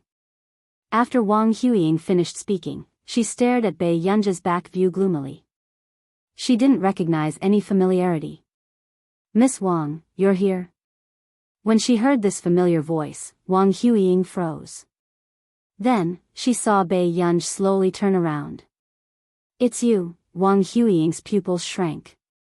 Her anger dissipated instantly and was replaced by fear. She shook her head crazily and said, Impossible. You're not a student of Yun University. I've never seen you in the computer science department. Who said I'm in the computer science department? Bei Yunj kicked Wang Guanchen slowly in front of her. He looked unscrupulous and said, Didn't your good brother tell you that I'm in the physics department? What? Wang Huiying's face turned pale. The people around them were even more confused. No one could understand the situation. Professor Wang, who had always been arrogant, seemed to be an old acquaintance of Bei Yunj. It was obvious that Wang Huiying was afraid of Bei Yunj. Sister, when she heard Wang Guanchen's voice, Wang Huiying calmed down and said, Bei Yunj, you're just a student. How dare you hit someone? You're a professor, so you can step on a child's hand? Lu Yuanxi mocked. Bei Yunj looked at Xiang Jing and saw that her hand was injured. Wang Huiying, you're capable now, aren't you? Bei Yunj's voice was ambiguous, but it made people feel fearful. Wang Huiying was also inexplicably afraid. She took a step back and swallowed her saliva. Bei Yunj, you, don't do anything rash. Wang Huiying was saved by the arrival of the principal of Yun University and a few professors. What's going on here? I heard that there's a fight here. The principal looked at the scene and met Bei Yunj's harmless eyes. All right. He knew who it was.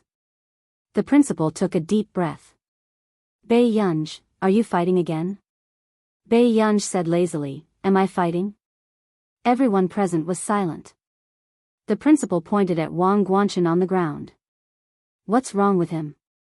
Student Wang, are you fighting with me? Bei Yunj looked at him indifferently and asked. The crowd was strangely silent. Indeed, he didn't. Wang Guanchen didn't even have a chance to fight back. How could it be called a fight?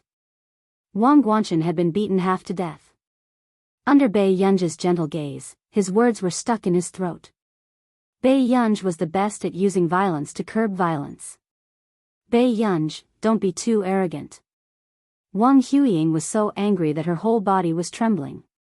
She wanted to rush up and tear Bei Yunj apart.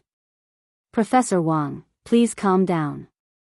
The principal's temples were throbbing as he pointed at Bei Yunj.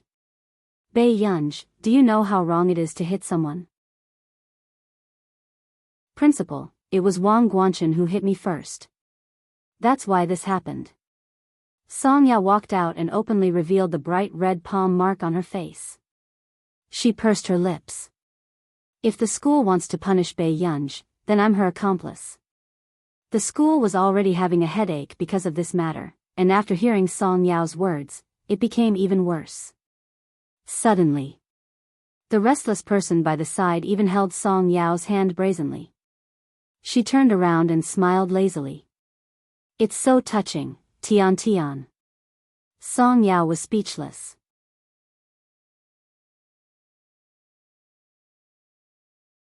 Chapter 1388. The atmosphere changed inexplicably. The students at the back all had excited expressions on their faces that said, I can F** king get it. The principal's expression darkened. What are you doing? Song Yao wanted to break free, but she could not break free from Bei Yunj's hand. This person was an expert at acting shamelessly. Bei Yunj, come back to the principal's office with me now. With that said, the principal turned around and got someone to help Wang Guanchen up. He asked Wang Huiying and her brother along the way. However, he did not expect Bei Yunj to suddenly pick up the baseball. In the next second, she threw the ball in her hand upwards and swung the bat. It shot towards a certain direction swiftly and accurately. Suddenly, Wang Huiying screamed miserably. She was already holding her swollen and trembling hand as she gritted her teeth and looked at Bei Yunj. That's enough, Professor Wang. You don't have to apologize this time. I'll take back the interest. Bei Yunj casually placed the baseball bat on her shoulder and raised an eyebrow. Her eyes were playful and cold, but she was indescribably high-spirited. Wang Huiying was so angry that her body was trembling, but her hand hurt so much that she broke out in cold sweat. Professor Wang, go and deal with it first. The principal was already numb as he looked at Bei Yunj expressionlessly. It was not that he had never seen a troublemaker, but this was the first time he had met someone who would be more aggressive the more they were against someone with a bad status. Bei Yunj, go to the principal's office and wait for me now. Don't think that I can't do anything to you just because Director Lin went to our nation. The principal was furious and pointed in the direction of the principal's office. Okay. Bei Yunj answered perfunctorily and walked towards the principal's office. Yunj. Song Yao grabbed Bei Yunj's hand and frowned. If Wang Huiying insisted on this matter, Bei Yunj would not be able to get away so easily. Don't worry about me. Go and apply it on your face when you're free. Bei Yunj glanced at the red mark on her face and was still a little angry. She was puzzled. She had treated this fellow like an ancestor for such a long time. He couldn't possibly be a bun, right? She suppressed her emotions and suddenly reached out to smooth Song Yao's eyebrows. Her eyes curved. All right, I'm fine. After Bei Yunj left, Song Yao pursed her lips, her eyes dark. Meanwhile, Lu Yuanxi had just finished his call and said to Song Yao, It's okay, Yao. My family has some connections with Confederate 191. I've already gotten someone to help. The headmaster's office. Before the principal came, he had already asked the students about what had happened.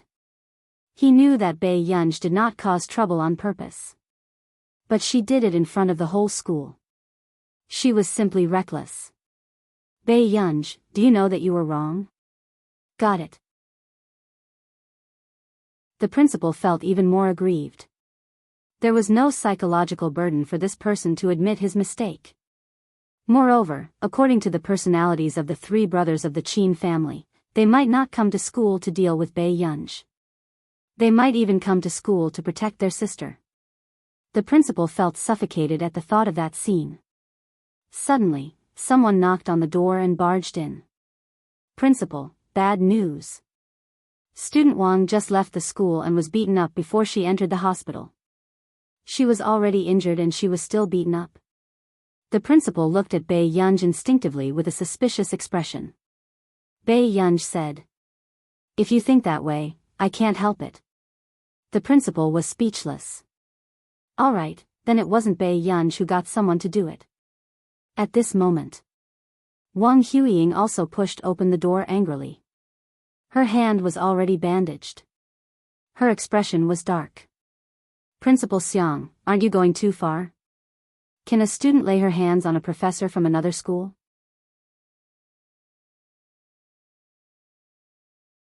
Chapter 1389. Wang Huiying was anxious to make Bai Yunj pay the price, so she did not go to the hospital. Instead, she watched Wang Guanchen get into the car. She did not expect that someone would dare to hit Wang Guanchen on the road. Even the car that sent Wang Guanchen to the hospital was destroyed. Professor Wang, don't worry. We will deal with this matter, the principal said hurriedly. Deal with it? Make her drop out of school? Wang Huiying looked at Bai Yunj with sarcasm in her eyes. Professor Wang, this is my fault for not teaching my students well. But you know how this matter started. The principal handed a cup of tea to Wang Huiying. But it was obvious that he did not want Bai Yunj to drop out of school just like that. After all, Bai Yunj was in the wrong, but Wang Huiying and Wang Guanchen were the ones who started it first. Wang Huiying took the cup and sneered. Principal Xiang, do you think I will just let this matter go? She stared at Bai Yunj with a venomous gaze. If your school does not deal with this properly, I will report this matter to the higher-ups. Hearing this, the principal's face turned serious. He knew that if this matter was spread, it would be a threat to Bai Yunj. He could only ask Bai Yunj to contact her parents first. Bai Yunj, call her parents. After that, the principal took the opportunity to pour a cup of water and said in a low voice, "Ask old Master Qin to come." Others might not know how the Qin family rose to power back then, but Principal Xiang clearly remembered that old Master Qin had developed from Continent K. Principal Xiang was personally promoted by Bai Mingzhang, and Lin Lanjun was his senior. In addition, Bai Yunj was a good seedling, so he could not bear to see anything happen to Bai Yunj. Bai Yunj raised her eyebrows. Suddenly, the corners of her lips curled up. She slowly pressed the landline button. After a while, Bai Yunj answered softly. Okay. I will wait for you in the principal's office. Okay, got it. After Bai Yunj hung up the phone, her eyelids twitched unconsciously. She rubbed her ears that were numb from the noise. The principal suddenly had a bad feeling and immediately pulled her aside. Who did you call? We have to solve the problem, do you know that? I know. Bai Yunj slowly glanced at Wang Huiying. Suddenly, he chuckled softly. We do need to solve some problems. A mocking look appeared in Wang Huiying's eyes. The injuries on Wang Guanchen's body were indelible evidence. She wanted to see how long Bai Yunj could be so arrogant. Bai Yunj, if you drop out of school and apologize to me, I won't hold you responsible. Otherwise. Wang Huiying raised her chin proudly. Otherwise, I won't let Song Yao off. Miss Wang, have you forgotten? Bai Yunj sneered and suddenly asked slowly. Wang Huiying frowned and looked at her coldly. A short while later, Bai Yunj walked in front of her and placed his hand on her bandaged hand. He lowered his head and slowly tightened his grip.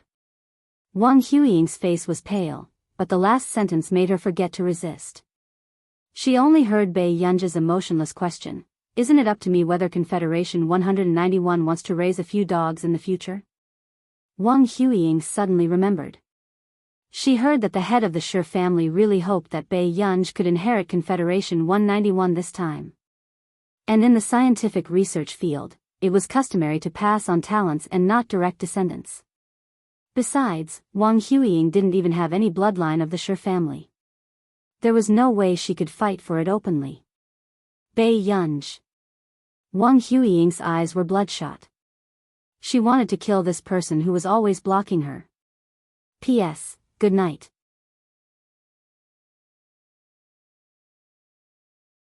Chapter 1390. Principal Xiang. Wang Huiying gritted her teeth. She was so angry that she couldn't hide her emotions. If you really want to cover up for this person, I have nothing to say. But don't forget, it was Zhang Ke who invited you for 5 years just to get this chance to work together. As soon as she finished speaking, the door of the principal's office was pushed open and another person came in. It was Sun Jieping. Principal, I've heard about this. Sun Jieping didn't look too good. He obviously knew that his granddaughter was injured. Seeing this, the principal had a headache. Professor Sun, don't worry. I'll definitely give you an explanation. I didn't come to you for this. Sun Jieping said calmly, my Jingjing never lies. Jingjing said that K University students cheated. I think she didn't make it up. What nonsense are you talking about? Wang Huiying was inexplicably flustered, but she quickly covered it up. She sneered and asked, Professor Sun, are you using this method to slander K University? Professor Wang should know very well whether it's slander or not. Sun Jieping wasn't as modest as usual. Instead, he was so firm as if he was a different person. After all, it was his granddaughter's hand that was stepped on. Sun Jieping had a good temper, but he wasn't an idiot who would be bullied by others. You. Wang Huiying gritted her teeth and glanced at Bei Yunj. The corners of her mouth twitched again. If that's the case, then I didn't do anything wrong. After that, Wang Huiying took out her phone, swiped open an interface and threw it on the table. After reading it, the principal's face became even more gloomy. Someone anonymously reported that a freshman from the physics department of Yun University had abused a foreign student in school.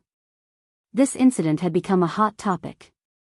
Many people even pointed out that it was the one from the Qin family. Bei Yunj's name was familiar to many experienced netizens. Some people didn't dare to take sides easily. But just 20 minutes ago, K University's official Weibo account accidentally liked this anonymous report. So much so that no one dared to speak up for Bei Yunj. Campus violence. Rich people really don't take crimes seriously. I can testify that someone from Yun University was carried out today. I just happened to see that person being beaten up badly. Why did Yun University accept this kind of person? Yunqing University, the #1 university in the capital, didn't give any explanation. Confused, 5 people clicked into the hot comments, and 4 of them are Qin Youjiao's fans. They're really at the point of murdering their mothers. I'm being targeted by flies for the rest of my life. Professor Wang, this report doesn't match up with reality, right? As a teacher, how can you do such a thing that is beneath your standing? Principal Xian Ran questioned furiously.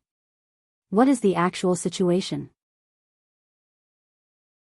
Wang Huiying smiled and poured herself a cup of tea. Principal Xiang didn't listen to my advice. He's not satisfied with my advice. If we can't reach an agreement on this matter, doesn't that mean I have no other choice? She walked over to Bei Yunj and asked softly, Bei Yunj, how is it? Do you really think that I can't beat you? Bei Yunj looked into her eyes. Are you trying to destroy me? So what if I am? Wang Huiying narrowed her eyes. She knew that if Bei Yunj continued to develop, it would be a great threat to her. She wanted to take advantage of the fact that Bei Yunj was still weak to eliminate the source of trouble. Then I don't like to raise a dog that bites people. After Bei Yunj finished speaking, Wang Huiying's eyes darkened. She was about to speak when suddenly, a group of people rushed in from the door. Bei Yunj? Wang Huiying turned around and was even more surprised when she saw who it was. Why was Elder Yin here?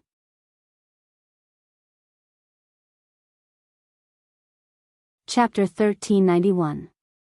Elder Yin. Before Wang Huiying could ask, she saw Elder Hu and Elder Gu beside Elder Yin. Although the 3 of them had accompanied her to Yun City this time, they had always avoided meeting the public.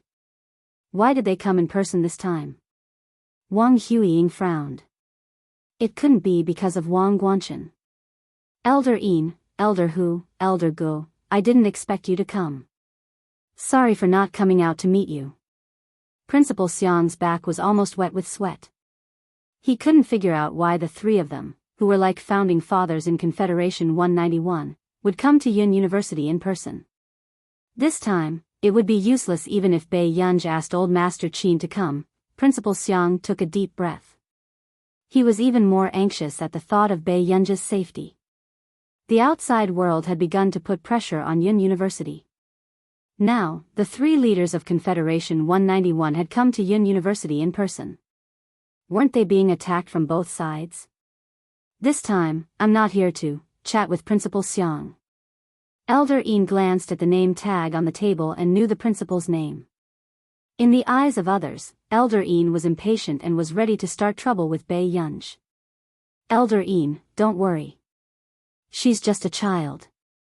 Principal Xiang braced himself and tried to persuade him. Seeing this scene, Wang Huiying's eyes showed sarcasm. She was waiting to see Bei Yunj make a fool of herself. What's wrong with the child? What's wrong with you? Are you looking down on young people? Elder Yin retorted unhappily. They had come to Yunsheng with untold hardships to find an heir. Was it easy? Were they going to let Bei Yunj off just because she was young? Principal Xiang, why did he feel that this answer was not on the same page?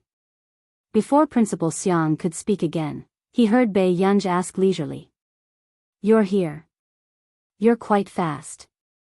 Principal Xiang turned to look at her. Question mark. At this time, this ancestor was still provoking others? Elder Hu stroked his beard and walked forward. I'm afraid you'll run away. Principal Xiang, it was over. This time, even Old Master Qin couldn't protect her. But unexpectedly, just when Principal Xiang thought that Elder Yin was going to scold her seriously and coldly, Elder Yin's face was really stern. Then, he went up and snatched Bei Yunj's cup. Tell me about it first. When are you going back with us to hold the succession ceremony? Bei Yunj, Principal Xiang. What? What was going on? Elder Yin? What do you mean? Wang Huiying was in disbelief. Wasn't the laboratory planning to give up on Bei Yunj? We'll talk about it when we get back to Continent K. Bei Yunj leaned lazily on the sofa and covered her face with an open book. Aren't you being shameless? Elder Yin was furious. He had finally found a successor who was more outstanding than Shernani, but this guy was so difficult to deal with that he was not on the same level as Shernani. Principal Xiang had never thought that one day, with his own eyes, he would see with his own eyes that a mysterious and proud research organization like the Confederation 191 would start a chase after her drama in his principal's office. I said I'd consider it, but that doesn't mean I'll accept any mess. Bei Yunj's tone was indifferent. It was only then that Elder Yin realized that something was wrong. Yunj, are you angry? But I didn't provoke you recently, did I? I didn't call you in the middle of the night either. Elder Yin was about to act pitiful when he was tugged by Elder Gu, who gestured for him to look at Wang Huiying beside him. The moment he turned around, his eyes met Wang Huiying's furious gaze. Why was this person here?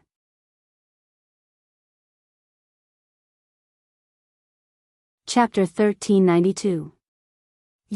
Elder Yin chose his words carefully. Do you have a conflict with Bei Yunj? Wang Huiying's expression darkened. Elder Yin, Bei Yunj accused me of cheating and even slandered RK University and the reputation of Confederation 191. Even my cousin, Wang Guanchen, was injured by her. Shouldn't you uphold justice for me? The principal hurriedly said, I'll apologize to you for Bei Yunj hitting someone, Elder Yin, but Yunj isn't a bad person. Who would have thought? Hearing this, Elder Yin laughed loudly. Hey, Principal Xiang, what are you saying? Isn't it normal for children to fight?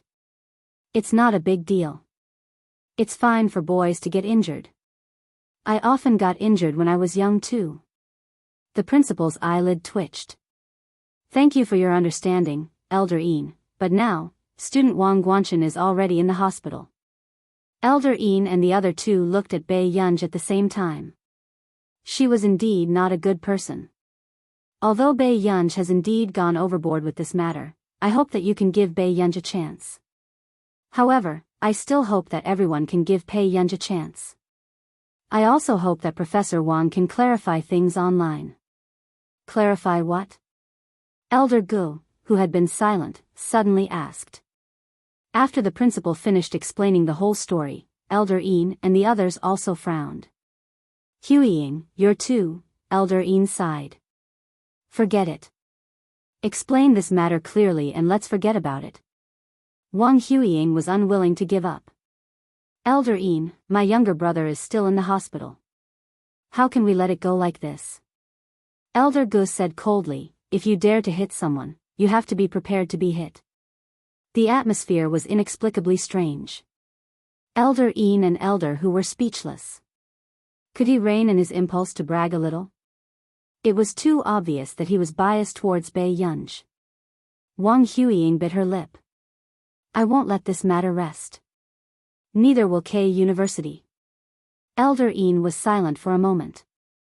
Huiying, are you going against us? Elder Een nodded. Then think carefully. After leaving Confederation 191, what is left of your Wang family? Elder Een, why did you choose her? Wang Huiying couldn't stand the questioning.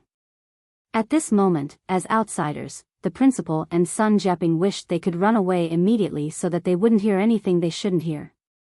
Elder Een also asked Wang Huiying to follow him to another meeting room. In the Confederation 191, only talents are passed down. Even Shernani was a genius of 191. Wang Huiying stared at him. But aren't you going to give up on Bai Yunj? That's because she didn't want it. A moment later. Elder Een continued expressionlessly, think about it carefully. As long as she wants to be the successor of Confederation 191, no one can shake her. At that time, what kind of position can you hold in Confederate 191? Wang Huiying stopped talking. Also, do you want to talk to K University, or do you want me to talk to them personally? If anything happens to Bai Yunj that has anything to do with K University, our Confederation 191 will not let them off the hook. After Elder Een finished speaking, he pushed the door open and walked out. Who did K University rely on to survive? Let them think about it carefully. Wang Huiying bit her lip and clenched her fists, trembling all over. She wouldn't let Bai Yunj have an easy time. In the principal's office.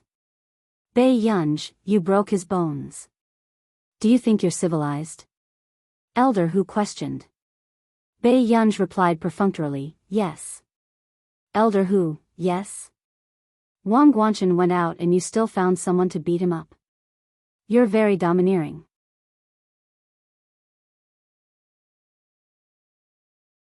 Chapter 1393. Bai Yunj turned to look at him. Do I look like that kind of person? Elder Hu, ?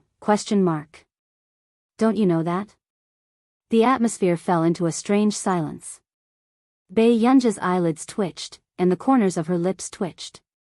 She said slowly, the only person who can make me do things behind his back is to find someone to kill him. Elder Hu and Elder Gu, so did she think that this matter was not bad enough? Bai Yunj's ability could bring Confederation 191 back to the peak, but they didn't know how many generations of grudges she would have with her personality. Elder Hu and Elder Gu had already started to persuade the principal not to care about this matter. It was just the children fooling around. However, the principal insisted on waiting for Wang Guanchen's condition before making a decision. A few hours later. Bai Yunj didn't expect to see Wang Guanchen being carried back on a stretcher, and a group of people followed suit.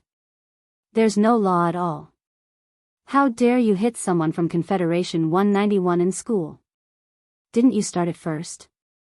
The person who spoke up for the injustice was pushed away. Get lost. Yun University has to give us an explanation.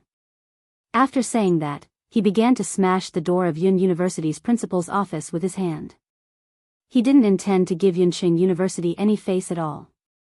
He shouted for the principal to open the door. This is outrageous. Elder Yin's face darkened. He suddenly stood up and walked out. Principal Xiang, you can just sit down. Then, just as the door of the principal's office was opened, a few aggressive people in front were about to curse, but they didn't expect to meet Elder Yin's eyes in the blink of an eye. Elder Yin, why are you here? Everyone was startled, like a cat with its tail between its legs. Even if they had the guts, they wouldn't dare to act arrogantly in front of Elder Yin. You've got guts? What kind of place is this? How can you behave so atrociously? Elder Yin reprimanded them in a loud voice. He pointed at them and scolded, let me tell you, if this matter gets out of hand, none of you will be able to return to Confederation 191. Elder Yin, at first, they were still hoping that Elder Yin wasn't here to help them. But now, in this situation, those who didn't know better would think that Elder Yin was Bei Yunj's parent. Wang Guanchen, are you sure that Bei Yunj got someone to beat you up outside? Elder Yin asked expressionlessly. On the other hand, Wang Guanchen had mixed feelings throughout the journey. He was even more afraid when he thought about the scene where someone put a sack over his head and beat him up. He would never forget it in his life. I don't know. Wang Guanchen swallowed his saliva with difficulty. Principal Xiang, look, Bei Yunj didn't get anyone to hit him at all. It's all just a joke. Elder Yin glanced at Wang Guanchen and openly defended him in front of everyone. So much so that the people of Confederate 191 were shocked. Elder Yin, you're going to blink when you're kidnapped? The principal's eyelid twitched and he suddenly looked at Bei Yunj. He had a feeling that Bei Yunj's call was to call Elder Yin and the rest. But how did Bei Yunj know Elder Yin? Bei Yunj, come here and apologize. Elder Yin brought him over. Bei Yunj exclaimed and looked at Wang Guanchen on the stretcher with interest. Wang Guanchen couldn't help but feel his scalp go numb. He wanted to stay away from this person, but then he heard Bei Yunj suddenly laugh. Student Wang, I'm sorry. There's still a long way to go. Instantly, there was silence. Was this really an apology and not an open threat? Elder Yin took a deep breath. Do you know what you did wrong? I made a mistake that every good person would make.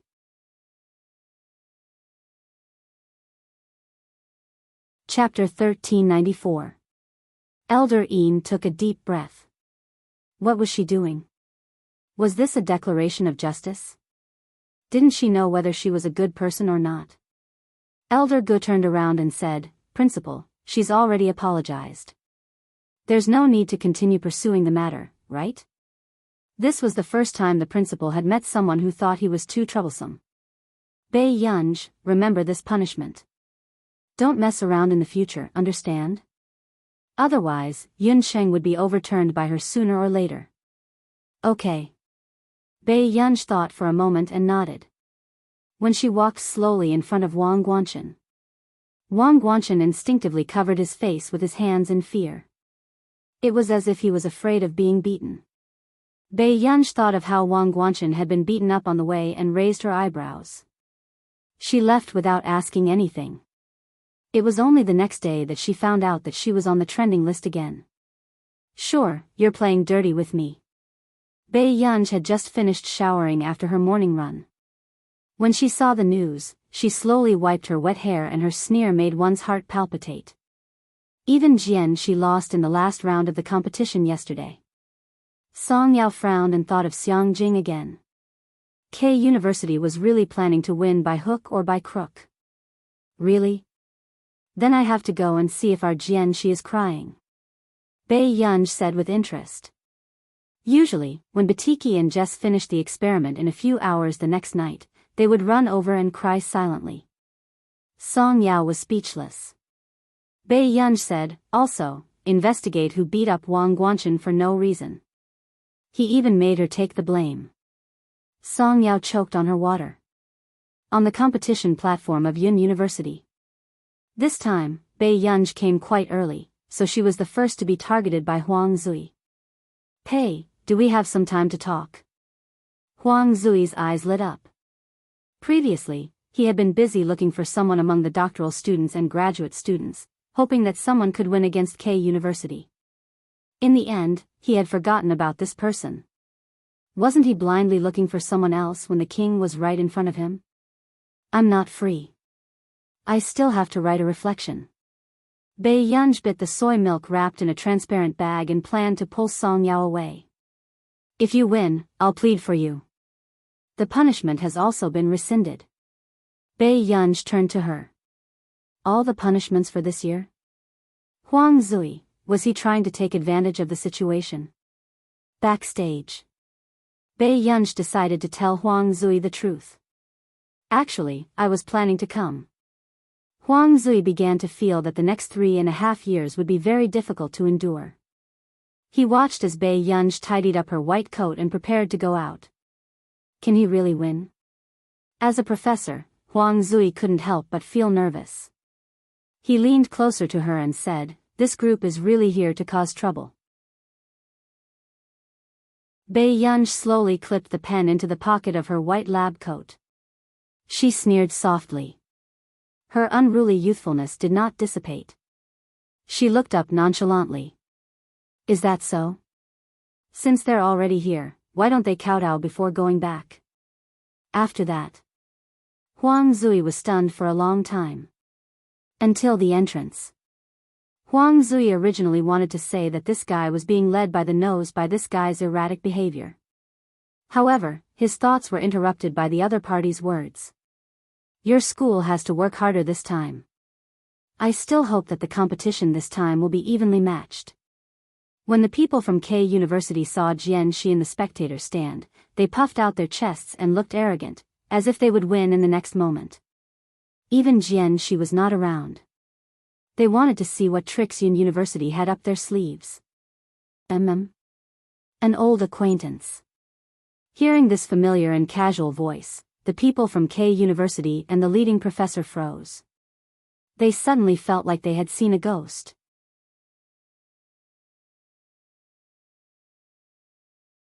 Chapter 1395. Then, the main force of the competition and the professors looked at a familiar face. Their hairs stood on end. Why would this person appear here? Why didn't you greet me? You made me quite sad. Bai Yunj slowly put on her black gloves and said lazily, Lucian, Shi-Man, I've missed you for the past year. Lucian and Shi-Man felt their scalps turn numb. They wanted to escape from this world. F***CK. Can you shut up? Seeing her, they remembered the days when Bai Yunj was an exchange student at K University. This was the first price they had to pay for their youth and ignorance. Because they discriminated against the women of Country A and did not take Bai Yunj seriously, they were traumatized by this person during every research assessment.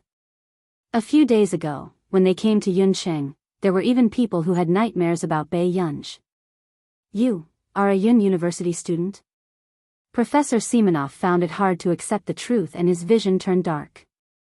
During this exchange at Yun University, he had completely forgotten about this person who had caused the entire K University to be autistic a year ago. You know each other? The principal was stunned. What was going on? How can she participate in the competition? After Simonov regained his senses, he pointed at Bai Yunj and questioned Yun University, his face filled with resistance. She's a student of our school. What's wrong? Why can't she participate in the competition? Huang Zui straightened his neck. Simonov was so angry that he couldn't speak. Don't think that I can't find out what happened at K University yesterday. If you dare to fish in troubled waters again, you can try to get someone else to represent you in the competition. Huang Zui chuckled. I want to see if K University is shameless. Yunj, don't be afraid. If they want to play dirty, I'll beat them to death. You. What a boorish man. If Simonov wasn't pulled back, he would have started fighting with Huang Zui. On the other hand, the physics student beside him sighed. Our Professor Huang is still the best.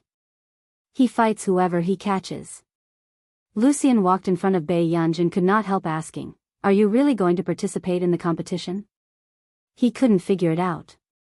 Why would Bei Yunj appear in Yin University? Your university sent me to the social news yesterday, saying that our Yin University couldn't win the competition.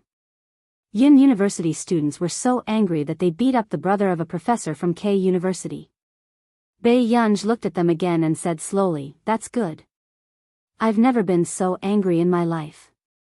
The K University students, the atmosphere suddenly turned eerily silent. So the person who hit Wang Guanchen yesterday was Bei Yunj? Regarding this matter, Lucian's expression was unsightly, but he couldn't explain anything. They were indeed the ones who deliberately spread the news. However, the person who hit Wang Guanchen was Bei Yunj. They would never get involved in this mess and offend Bei Yunj. Bei Yunj smiled unhurriedly and said, "All right, I just didn't expect you guys to miss me so much. We haven't seen each other for more than a year. It's good for us to have an academic exchange." Those who still remembered the fear of being dominated by Bei Yunj, could anyone get rid of this B*****?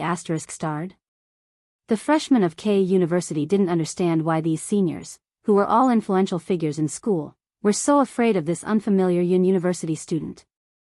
Even Professor Simonov objected to Yin University letting her compete. "Professor Wang, you don't have to hide it this time. You can compete yourself." Bei Yunj glanced at Wang Huiying with a faint smile and went to the competition stage first. Wang Huiying bit her lip, but remembered the humiliation of losing to Bei Yunj back then. Her entire body was trembling. It was time for the competition. "Yunj, do you know the people from K University?" Huang Zui asked curiously. I know them," Bei Yunj said casually as she scrolled through the comments under the trending topics. "Huang Zui. That was it?" Huang Zui snatched Bei Yunj's phone away. Bei Yunj looked up at him. "I used to study at K University for a period of time." "In the past?" "You were in your second year of high school, right?" Bei Yunj thought for a moment. "My brother was afraid that I would have nothing to do, so he sent me there." Huang Zui didn't expect that someone from the Qin family would have the connections to send Bei Yunj, who was in her second year of high school, to K University as an exchange student. However, he couldn't help but be surprised that Bei Yunj was only in her second year of high school, but she could keep up with the pace of K University's teaching. "Huang Zui, you studied in the physics department?" Bei Yunj thought for a moment. "I've also studied in the physics department." She would occasionally attend classes in the physics department, computer science department, chemistry department, nuclear engineering department, and any other major that she could visit. Huang Zui, suddenly, he didn't want to ask anymore. After the competition started, the host smiled and warmed up the atmosphere, letting both parties speak on stage. However, when the host handed the microphone to Bei Yunj, the principal of Yin University's smile froze. He had a bad feeling. He didn't know if Yin University could win this time, but Bei Yunj's speech definitely wouldn't be good. Just as expected. When Bei Yunj's bright and arrogant face appeared on the big screen, the atmosphere in the venue soared. Screams rose and fell, making people think that this was the appearance of a top celebrity. On the other hand, the camera of the students from the photography team and the evil cult actually flashed and glanced at Song Yao below the stage. The heated scene became even more sensational. The officials were starting to promote a couple. Song Yao's eyelids twitched. "Junior, you're so popular. Don't you have anything to say?" The senior hostess asked with a smile, and her eyes were shining. Bei Yunj nodded slightly and leaned close to the microphone. Suddenly, she smirked. She said gently and leisurely, "I haven't thought of what to say yet. Let's talk after we win." The suppressed emotions of the students below the stage for the past few days were ignited. Master Pei is awesome. It's coming, it's coming. It's starting again. The contestants from K University were speechless. Damn. Suddenly, a student below the stage raised his voice. "Master Pei, don't cry if you lose." The atmosphere inexplicably livened up, but everyone knew that they hoped that Bei Yunj would not feel so much pressure. Bei Yunj's red lips curled up and she suddenly grabbed the senior's hand. She leaned close to the microphone and dragged her voice lazily. "All right, don't shout if you win. I'm done. This woman is being dirty in public. Pay. Let go of senior's hand, do you hear me?" The host blushed. Bei Yunj retracted her hand and tilted her head with a smile. It was as if she had heard the words below the stage, but could not hide her high spirits and frivolous arrogance. Seeing this, Bei Yunj's young fans in school almost lost their blood. Actually, Bei Yunj did not expect that the people who spoke up for her on the trending searches this time were all students of Yun University. She did not even know anyone. These people were purely protecting her. It also seemed like she had said it before. Someone was protecting her and placing their hopes in her. When the competition started, it was supposed to be a question segment. Who would have thought that the situation would be reversed as soon as the competition started? Usually, K University would not be able to get a single point in this segment. However, before the contestants from K University could even finish reading the questions, Bei Yunj pressed the answer button and quickly scored. It was as if everyone was accompanying her through the process. All the contestants in the venue were under her control. Before long, the freshmen from K University finally understood why the seniors and professors did not want this person to participate in the competition.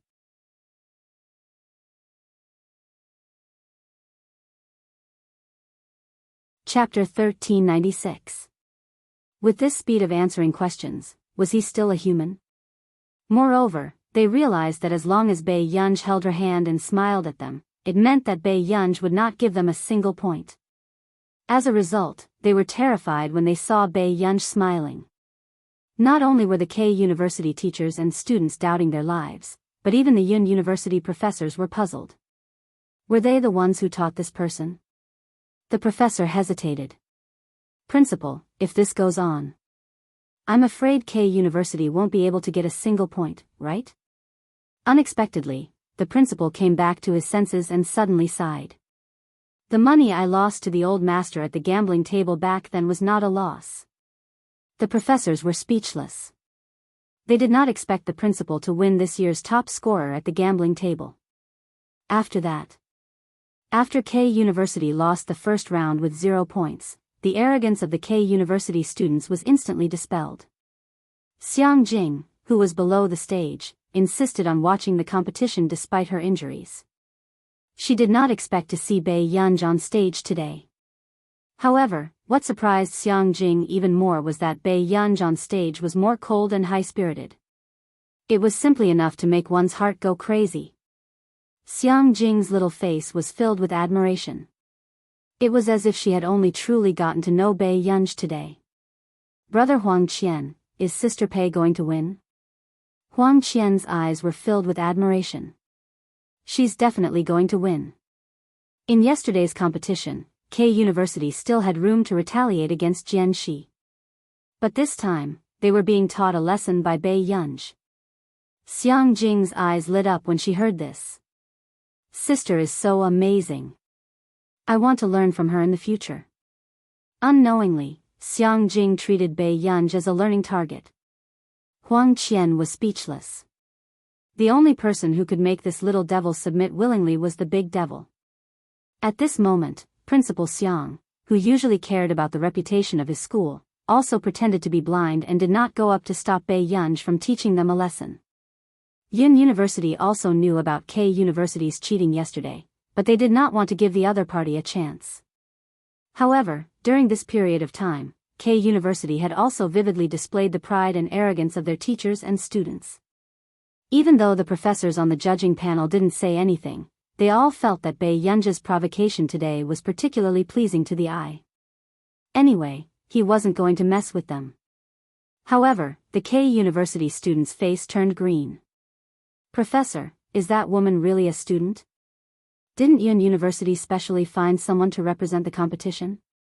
Simone's expression did not look too good. "I've already gotten someone to check. He's indeed a student of Yun University. The people from Yun University did it on purpose." Why didn't you allow this person to compete before, but now you agree? The contestant sneered, are you trying to make fun of us? That's enough. Haven't you embarrassed yourselves enough? Semenov reprimanded impatiently. Seeing this, the contestant's eyes were filled with unwillingness. He could only look at Wang Huiying. Teacher, can you lend us a few more people? No matter what. If they lost this time, how would they have the face to return to Continent K? Wang Huiying's expression turned even uglier. A year ago, she had never fully grasped Bai Yunji's strength, let alone the 191 members of the Confederation that she had brought along for training. Lend them? Even if she got the 191 core members of the Confederation, they might not be able to win Bai Yunji. Suddenly, someone rushed over. The school just sent a document over. Professor Wang, you guys need to confirm it. Simone asked first, what document? K University's official account praised Yun University's student for hurting people. The principal wants an immediate apology, including the person who made the mistake this time, to be dismissed. End of chapter.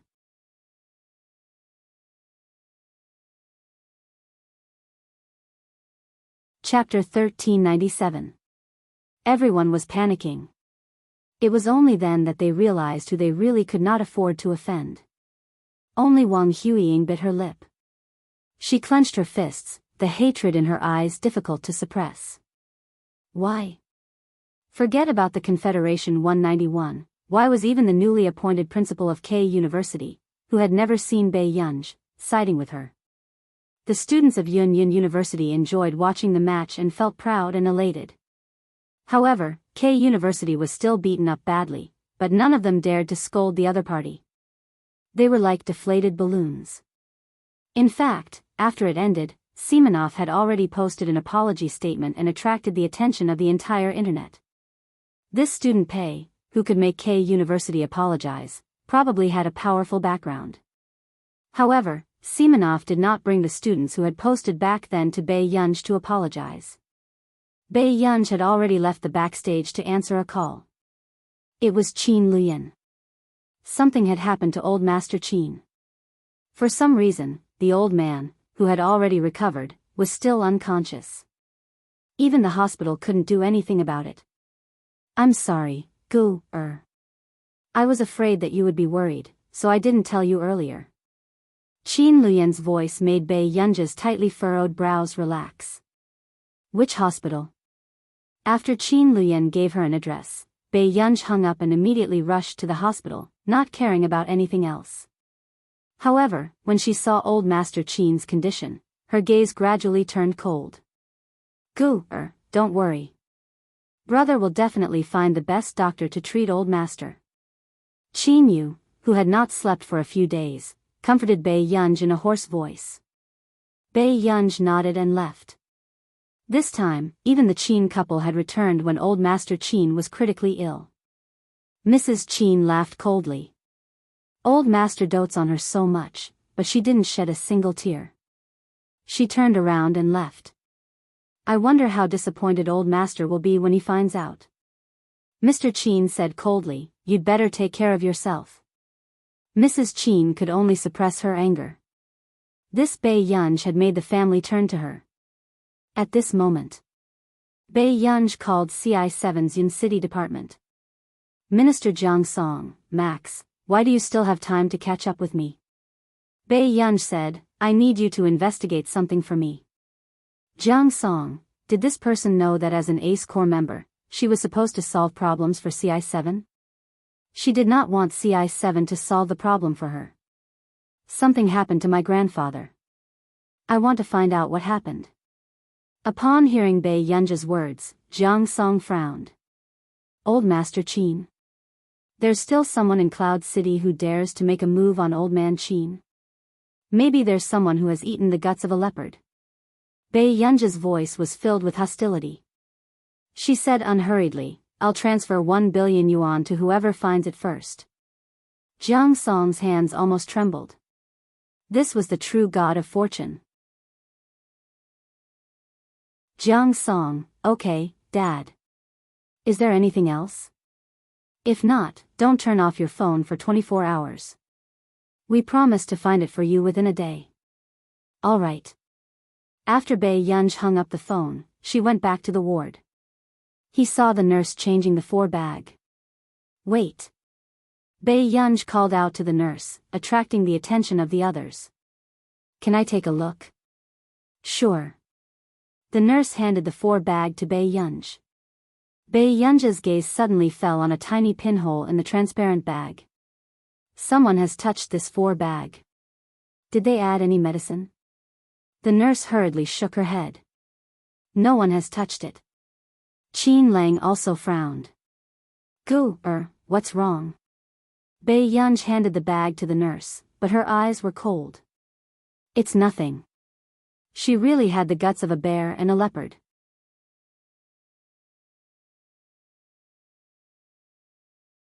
Chapter 1398.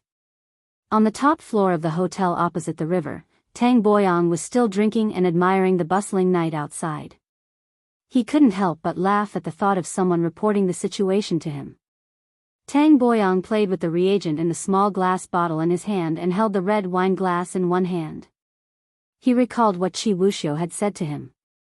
As long as you can control the Hua family, the Qin family is nothing. This was something good that Qi Wuxiu had sent him. It could make people fall into a coma unknowingly and create the illusion of a natural death. However, the juniors of the Qin family had indeed done their best for old Master Qin. The Qin family had discovered it too quickly. Otherwise, old Master Qin's corpse would be cold now. How is it? Is it done? Qi Wuxiu called him. The Qin family hasn't issued an obituary statement yet. He's probably still alive. Tang Boyong could already imagine that arrogant girl crying on the bed right now. Qi Wuxiu laughed out loud. You're really ruthless. You don't even care about your son. That silly girl from the Qin family is worthy of my son? What a joke. Tang Boyong mocked. With this family background, she's more like my son's mistress. Since Washidu couldn't stop the losses in time, he had to have a backup plan. He had to let that girl from the Qin family know that she shouldn't have wishful thinking. After old Master Qin's accident, no one outside knew. Bei Yunj looked the same as usual, but for some reason, he felt that the air around her was much colder. Do you want to go down and eat something? Qin Lang asked softly. Bei Yunj happened to call. She got up and was about to go out, but she did not expect to bump into Qin Luyan talking to a strange man. She only glanced at him indifferently before turning to leave. However, the strange man could not ignore Bei Yunj's existence. That is, don't tell me the Jia family wants to take advantage of my sister? Qin Luyan's dark eyes did not waver, and he could not tell what he meant. You must be joking. However, we are family. Jia Jia smiled and said, my family asked me to come and take a look when something happened to old Master Qin. You guys are quite well informed. Hearing the mockery in Qin Luyan's words, Jia Jia only smiled and said, CEO Qin, I just hope that you can consider my suggestion. Qin Luyan knew very well why this person was here. Back then, for the sake of old Madam Qin, old Master Qin severed his father-son relationship with the head of the powerful Jia family in Continent K. He even came to Yunqing alone to find a wife and change his surname. However, he did not expect that after so many years, old man Qin was still able to start from scratch, but the Xia family was already at the end of its days. Therefore, they were still thinking about the Jia family branch in Yuncheng. They could choose a new successor and let the Jia family gain a foothold in Continent K. Unfortunately, Qin Luyan knew how cold-blooded the Jia family was.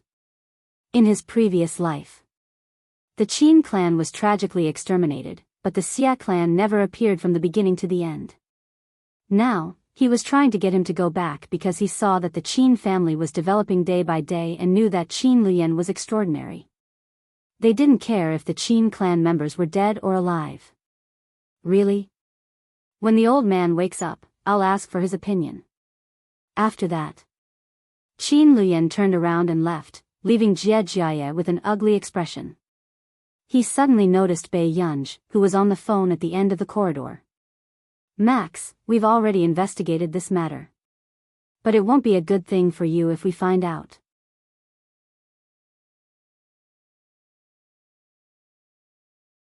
Chapter 1399. Bei Yunj waited for him to continue. Jiang Song said, "It's Tang Boyang's men." Bei Yunj's eyes darkened as she asked, "Are you sure it's him?" "Very sure. Although Tang Boyang didn't meet that person, there are 3 phone records." Jiang Song frowned. Max, I suggest you investigate him again. Time was tight, so I didn't investigate further. However, the person who contacted Tang Boyang is from Continent K, I got it. Thank you. Bei Yunj replied, the money will be transferred to the account later. With that said, Bei Yunj saw Jie walking towards her from the corner of her eye. She hung up the phone and prepared to leave. However, Jie called out to her. You're Bei Yunj? I'm not in charge of the company. It's useless to look for me. Bei Yunj glanced at him and left without saying anything. This attitude stunned Jie. Why did he feel that this Bei Yunj was even harder to deal with than Qin Lian? She was clearly young, but her gaze and natural aura already made people not dare to act rashly. The people from the Qin family are all outstanding. After Jie came back to his senses, he became more interested in Bei Yunj. In the basement of Muse Bar. The room was dark and the atmosphere was oppressive. The most eye-catching thing was a huge spinning roulette and a young man who was tied up inside. Master Du, Miss Pei has also heard the news. Zhou Yu hurried over and glanced at the pale young man before continuing. The man replied indifferently. He raised his peach blossom eyes and looked at the roulette. He asked indifferently, why? Are you not going to tell me? The young man was trembling all over. He had never expected to be kidnapped here. He had never thought that he would be interrogated under torture one day. After all, he was also a member of an extremist organization in Continent K. He had done many things like kidnapping and extorting confessions from others, but he had never suffered this. Let me go. Please. The young man's voice was trembling. It was obvious that he was very afraid of the man in front of him who was dressed in a neat suit and looked even more noble. The fear and pressure this man brought to him was even greater than that madman Qi Wuxiu. I'll give you some time to think about how to answer me. Huashida knocked on the table with his knuckles, and Zhou Yu had already gotten someone to stop the wheel. At this time. However, Huashida stood up and walked to the cabinet at the side. He slowly took a few darts. He said casually, let's play a game first to relax. The young man was even more alarmed when he saw this. No.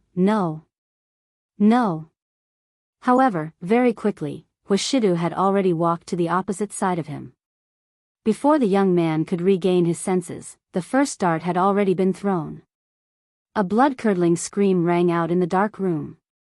The dart only brushed past the side of his head and landed firmly on the board behind him. The young man's ears were burning as the sharp edges of the dart brushed past his ears, causing him to bleed. First question, why did Qi Wuxiu want to harm Elder Qin? With that, the second dart with a cold luster was thrown out while the young man was tense. With another shrill scream, the tip of the knife stabbed into the board beside his carotid artery. The young man felt the burning sensation of his skin being destroyed.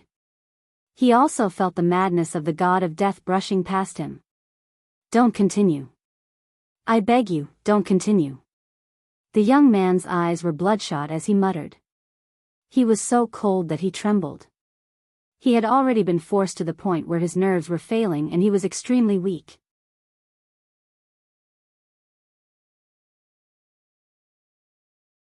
Chapter 1400. Before today, he had even told Zhou Yu that he was not afraid of death. However, when death was not under his control, living became even more torturous. He would rather Huashida give him a quick death. Is the second question because of Lin Lanjun? The young man's scalp turned numb. He did not expect Washidu to guess so quickly. Just as the young man was in a daze, Washidu threw the dart on the table and picked up a clean white towel to wipe his hands. It seems like it's really because of Director Lin. The young man looked up abruptly and suddenly realized that Washidu did not expect him to answer at all. He was just trying to make him suffer a mental breakdown before throwing out the answer he had guessed and seeing his reaction. He was completely creeped out by this man. This was the scariest person he had ever seen. After getting the answer he wanted, Washidu did not care about the young man's life. After Zhou Yu gestured for someone to put the young man down, he extended the rod and swung it at his back ruthlessly. The young man curled up and trembled in pain. "Take him away," Zhou Yu said expressionlessly. "Yes." The two bodyguards in black left with him. "Master Du, I will find someone to protect Director Lin, but Miss Pei," Zhou Yu probed. After all, Tang Boyang was still Washidu's father. However, according to Bei Yunji's temper, Tang Boyang would probably not have a good ending if he knew. "Let's go to the hospital." Washidu walked out and there was no emotion in his calm tone. "Tell the old master to keep his mouth shut." "Yes." Zhou Yu immediately answered. However, what Zhou Yu did not expect was that Washidu did not mention anything about Tang Boyang when he went to the hospital. Instead, he went to take Miss Pei for a meal, in the hospital. When Qin Yu saw Washidu appear in front of him in a finely tailored black suit with an impeccable appearance, his expression darkened. However, considering that Elder Qin was still unconscious on the bed, Qin Yu was not in the mood to talk about anything else. "Brother." When Bei Yunj saw Washidu, she called out. However, she did not expect to attract the attention of the other three. Bei Yunj was speechless. Washidu walked to her side and reached out to stroke her hair back. He asked softly, "Have you eaten dinner?" Bei Yunj looked at him. "Come back with me later." Washidu casually pinched the back of her neck. Bei Yunj subconsciously shrank back and nodded. "Why is President Hua here?" The person who spoke was Qin Luyan. His calm eyes met Washidu's. "I heard that Elder Qin was hospitalized, so I wanted to see if there was anything I could help with." "You're too kind, President Hua. Big brother, this is what he should do." Bei Yunj suddenly spoke and even held Washidu's sleeve. Everyone present could feel that she was trying to protect him. The expressions of the three brothers changed a little, especially the regretful Qin Yu. He was the one who had King sent his little sister into a wolf's den. This scene made Zhou Yu feel that Bei Yunj was a ruthless person. Qin Luyan was the heir of the Qin family after all. He was not in a hurry to make things difficult for Bei Yunj. Instead, he spoke slowly. "Although the old master's condition is not too good, it has stabilized. Currently, he has contacted many famous doctors." Washidu's tone was still refined and calm. "The Qin family's matter is also my matter. As for the hospital, I'll get someone to get Elder Qin's test results and help contact other medical institutes." With that said, the entire place fell silent. Qin Luyan sized up the person in front of him calmly.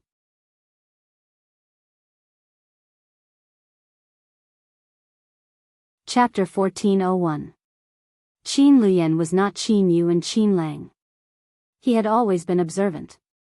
From the first time he saw Washidu, he knew that this man's motive was not simple. Hearing this, Qin Yu gave a fake smile. He could not help but reach out and pat Washidu's shoulder. "Brother, I really have to thank you for being so concerned about my family matters and even helping me take care of my sister."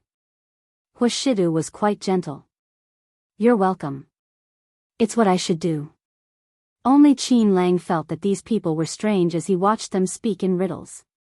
"What's wrong, second brother? Why are you speaking so strangely today?" Qin Lang was puzzled. Wasn't President Hua Qin Yu's brother? Why was he like a plastic brother who had fallen out with him today? Qin Yu's smile became even uglier. "Really?" Qin Lang was speechless. For some reason, seeing Qin Yu and Qin Luyan like this, he had a bad feeling. What if they were doing something behind his back? In the restaurant. Bei Yunj glanced at the message from Lu Zhongzhou and then at Huashidu. She lowered her eyes and was a little engrossed, not paying attention to her surroundings. Suddenly, a low and calm voice sounded from the side. "You're not focused even when eating?" Bei Yunj regained her senses and glanced at the man beside her, her eyes darkening. "I won't let go of the person who harmed old master." She did not want to. However, she heard the man laugh softly. That's good." Bei Yunj's eyelids twitched. Before she could speak again, the man suddenly reached out and rolled up her sleeves. She heard the man say carelessly, "Yun, no one can make you lower your head. Do you understand? You don't have to worry about anyone." Bei Yunj's heart seemed to have been touched by something. She could not help but glance at Huashidu. For some reason, she felt that this man might know everything. However, he still stood beside her. He remained firm. "Huashidu, do you owe me something?" Bei Yunj quickly looked away and asked heartlessly as she lowered her head to scoop the soup. The man looked at the girl beside him. From the first time he saw her, the young lady was still too slender.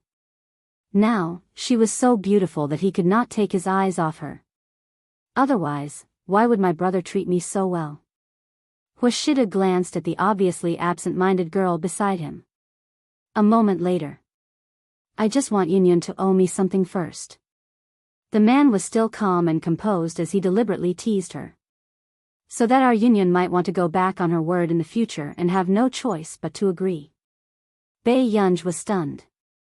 The atmosphere was silent for a while. The man suddenly heard Bei Yunj speak. "I won't go back on my word." Huashida stopped what he was doing and looked at the girl with his peach blossom eyes. Bei Yunj's calm gaze was indescribably serious. "I'll give you whatever you want. On the way." Bei Yunj was enjoying the night breeze, and her expression was a little strange. Someone was sticking to her. She felt a warm, itchy breath on her neck, and a numb electric current seemed to jump straight to her scalp. Her limbs and bones were filled with his ambiguous aura. Bei Yunj was expressionless, but her ears were red. Huashidu. She took a deep breath and pushed away the man who was deliberately sticking to her.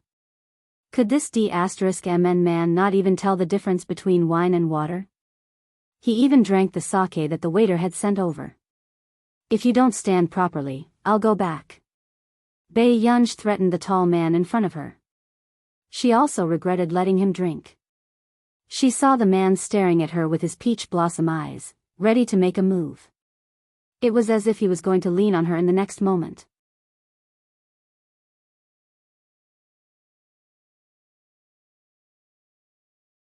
Chapter 1402. Bei Yunj pretended to turn around and leave. However, the man pulled on her sleeve. His originally low and pleasant voice was a little hoarse at the end of the sentence. "Yun." The man's deep voice was pleasant to begin with. At this moment, there was a hint of coquettishness in it, which made it even more unbearable. Bei Yunj could not stand the contrast between this man who used to have a frivolous temperament. She resisted the urge to touch his head. But not long after. Bei Yunj scanned her surroundings as if nothing had happened and suddenly looked at the man. The corners of her lips curled up. She suddenly tiptoed and reached out to pinch his face boldly, threatening him lazily. "If you don't listen, I'll hit you. Do you hear me?" However, after she finished speaking, Bei Yunj's hand was held by the man. He even kissed her.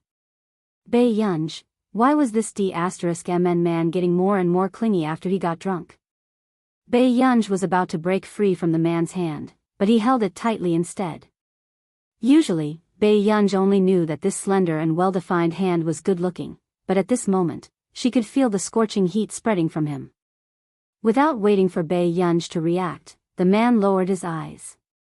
His emotions were unclear, but he casually opened the gaps between her fingers. Their fingers intertwined. She even heard him ask word by word, "Didn't you say that you would give brother whatever he wanted?"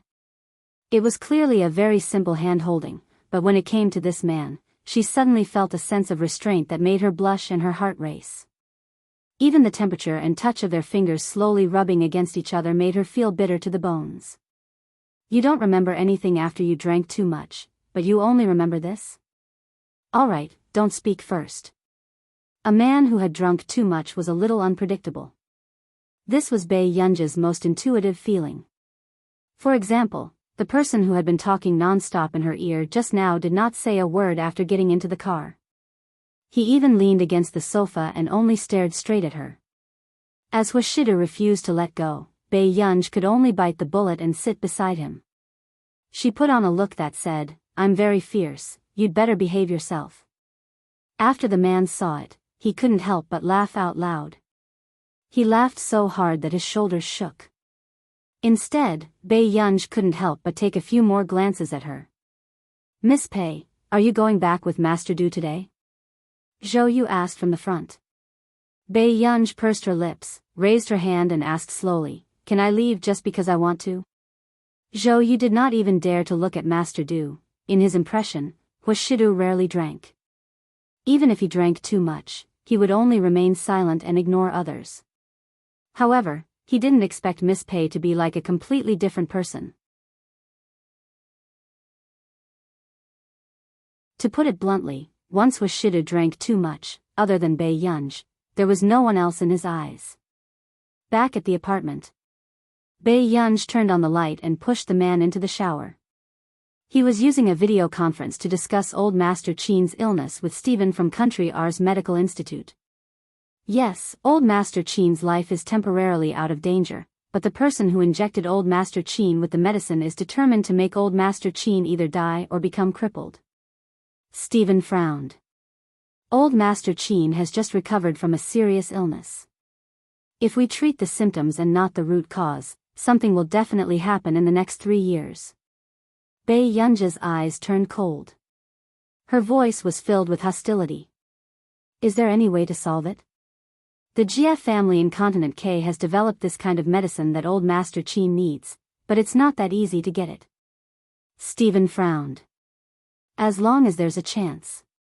Even if it's a mountain of knives or a sea of fire, I'll take it. Bae Yunj smiled faintly, but her eyes were bone-chilling. However, since he dares to have designs on my old master, he will definitely lose this layer of skin.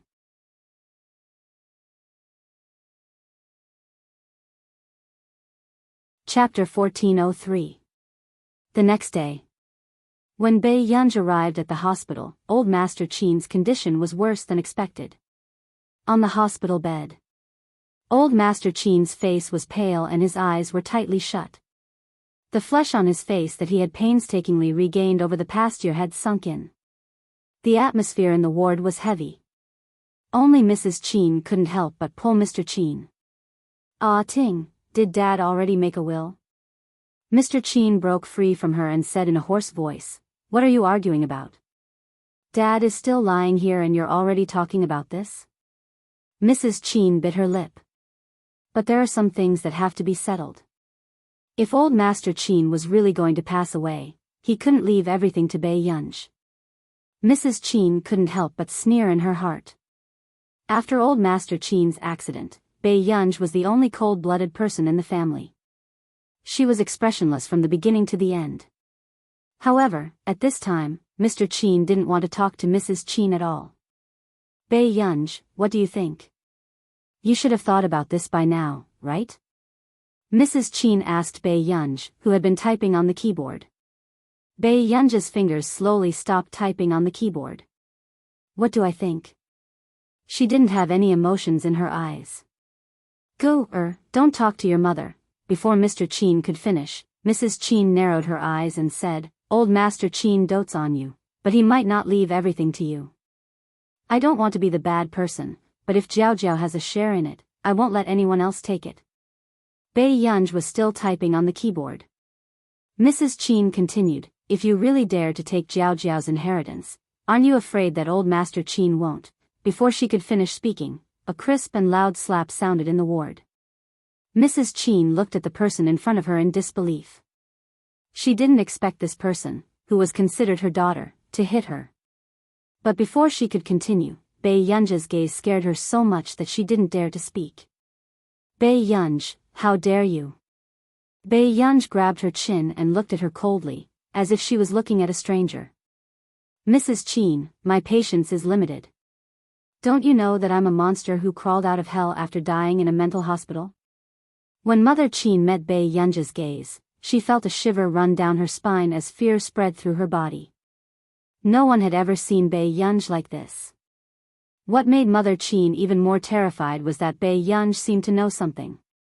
Actually, when Qin Yojiao was pushed down the stairs by Bei Yunj and got injured, the Qin brothers agreed to send Bei Yunj to the hospital for treatment because Bei Yunj did not look well at that time.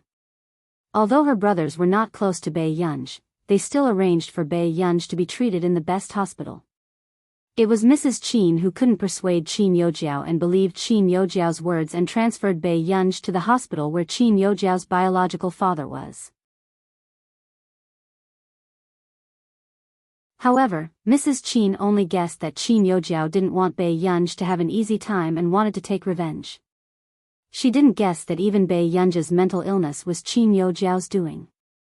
Yunj, you. Seeing this, Mr. Qin was speechless. There won't be a next time. Bei Yunj released her hand and shook Mrs. Qin off. She continued to type on the keyboard for a while until Mr. Qin left with Mrs. Qin. Bei Yunj came to old Master Qin's bed again. Pursing her lips, Bei Yunj tidied old Master Qin's blanket. Not too long later, she said softly. I'm sorry, Grandpa. She sat by the side and crossed her fingers, clenching and relaxing her fists. She repeated this action several times. Those who were familiar with Bei Yunj would know very well that she would only be like this when Bei Yunj was anxious. I still didn't take good care of you for her. There was no fluctuation in her tone, but there was a hint of weak hoarseness. When you recover, if I do anything wrong, you can blame me or chase me away. When the time comes, I'll listen to your lecture. Max, are you crazy? Are you going to snatch it openly? Xian Yuan knew that Bei Yunj couldn't be considered a normal person at all. She was crazy and paranoid about things that she shouldn't be obsessed with. Bei Yunj asked calmly, what else can I do? Will they give it to me if I'm polite? Xian Yuan was speechless. F***ck, why did he have to deal with such a lunatic? I've checked. The Xia family is the old master's family. They didn't have a good relationship in the past. I can't take the risk with the old master. Bei Yunj slowly cut the flowers in the bushes with a pair of scissors. It was also because Xian Yuan could hear that Bei Yunj's tone was too calm that he realized how much Bei Yunj cared about her family. At this moment, even if the Xia family asked Bei Yunj to kneel down and change the dressing, this proud person would probably kneel willingly. Yunj, I know it's very presumptuous to say this, but I know more or less about the Qin family. No matter how good the Qin family is to you, it's only been for the past 3 to 4 years. Xian Yuan even felt that the Qin family had abandoned Bei Yunj once. What right did she have to make Bei Yunj do so much? Who knew? I'm happy to. With that said, Bei Yunj hung up the call. Xian Yuan was speechless. Fine, this was an ancestor. Bei Yunj wiped the scissors playfully, looking nonchalant. No matter what she did, could the Qin family's outcome still not be changed? Suddenly, Bei Yunj's fingertip was cut and red blood flowed out. Bei Yunj's eyebrows moved and she only chuckled softly. She licked the blood on her fingertip. I can't. If she couldn't change anything, what right did she have to occupy someone else's body? This time, she had the final say in who went to hell. At this moment, the young nurse's eyes widened when she saw that her flower had been cut off. She looked at the culprit in disbelief. What are you doing? Bei Yunj raised an eyebrow, not feeling guilty at all after being caught. Didn't you say that I'll help you cut it according to my mood? The young nurse was about to suffocate. You call this helping? Initially, she had heard from the director that he was afraid that Bei Yunj would fall ill if she suppressed her emotions, so he specially brought her here to do something relaxing. To divert her attention. In the end, everything was fine. If the director knew that his favorite flower had been cut off, he would probably be the one who fell ill. Qin Luyan, who happened to see Bai Yunj from afar, was speechless. The space between his brows loosened, revealing a faint helpless smile. Qin Luyan walked forward and said in a gentle and pleasant voice, "I'm sorry. I'll get someone to deal with the flowers here. I'll get someone to transplant some over later." The young nurse could not help blushing when she saw Qin Luyan. She nodded and ran away. Qin Luyan was helpless. "Why are you cutting the flowers?" Bai Yunj said, "I'm asking you guys. Are you so worried that you sent 4 to 5 people to keep an eye on me?" A dark look flashed past Qin Luyan's eyes and he did not speak. After a long while, he said, "I'm sorry, Gu-er. I didn't want to make you unhappy. You're tuning into the Journey of the Soul YouTube channel. Don't forget to subscribe and join us on this journey to catch the most captivating stories.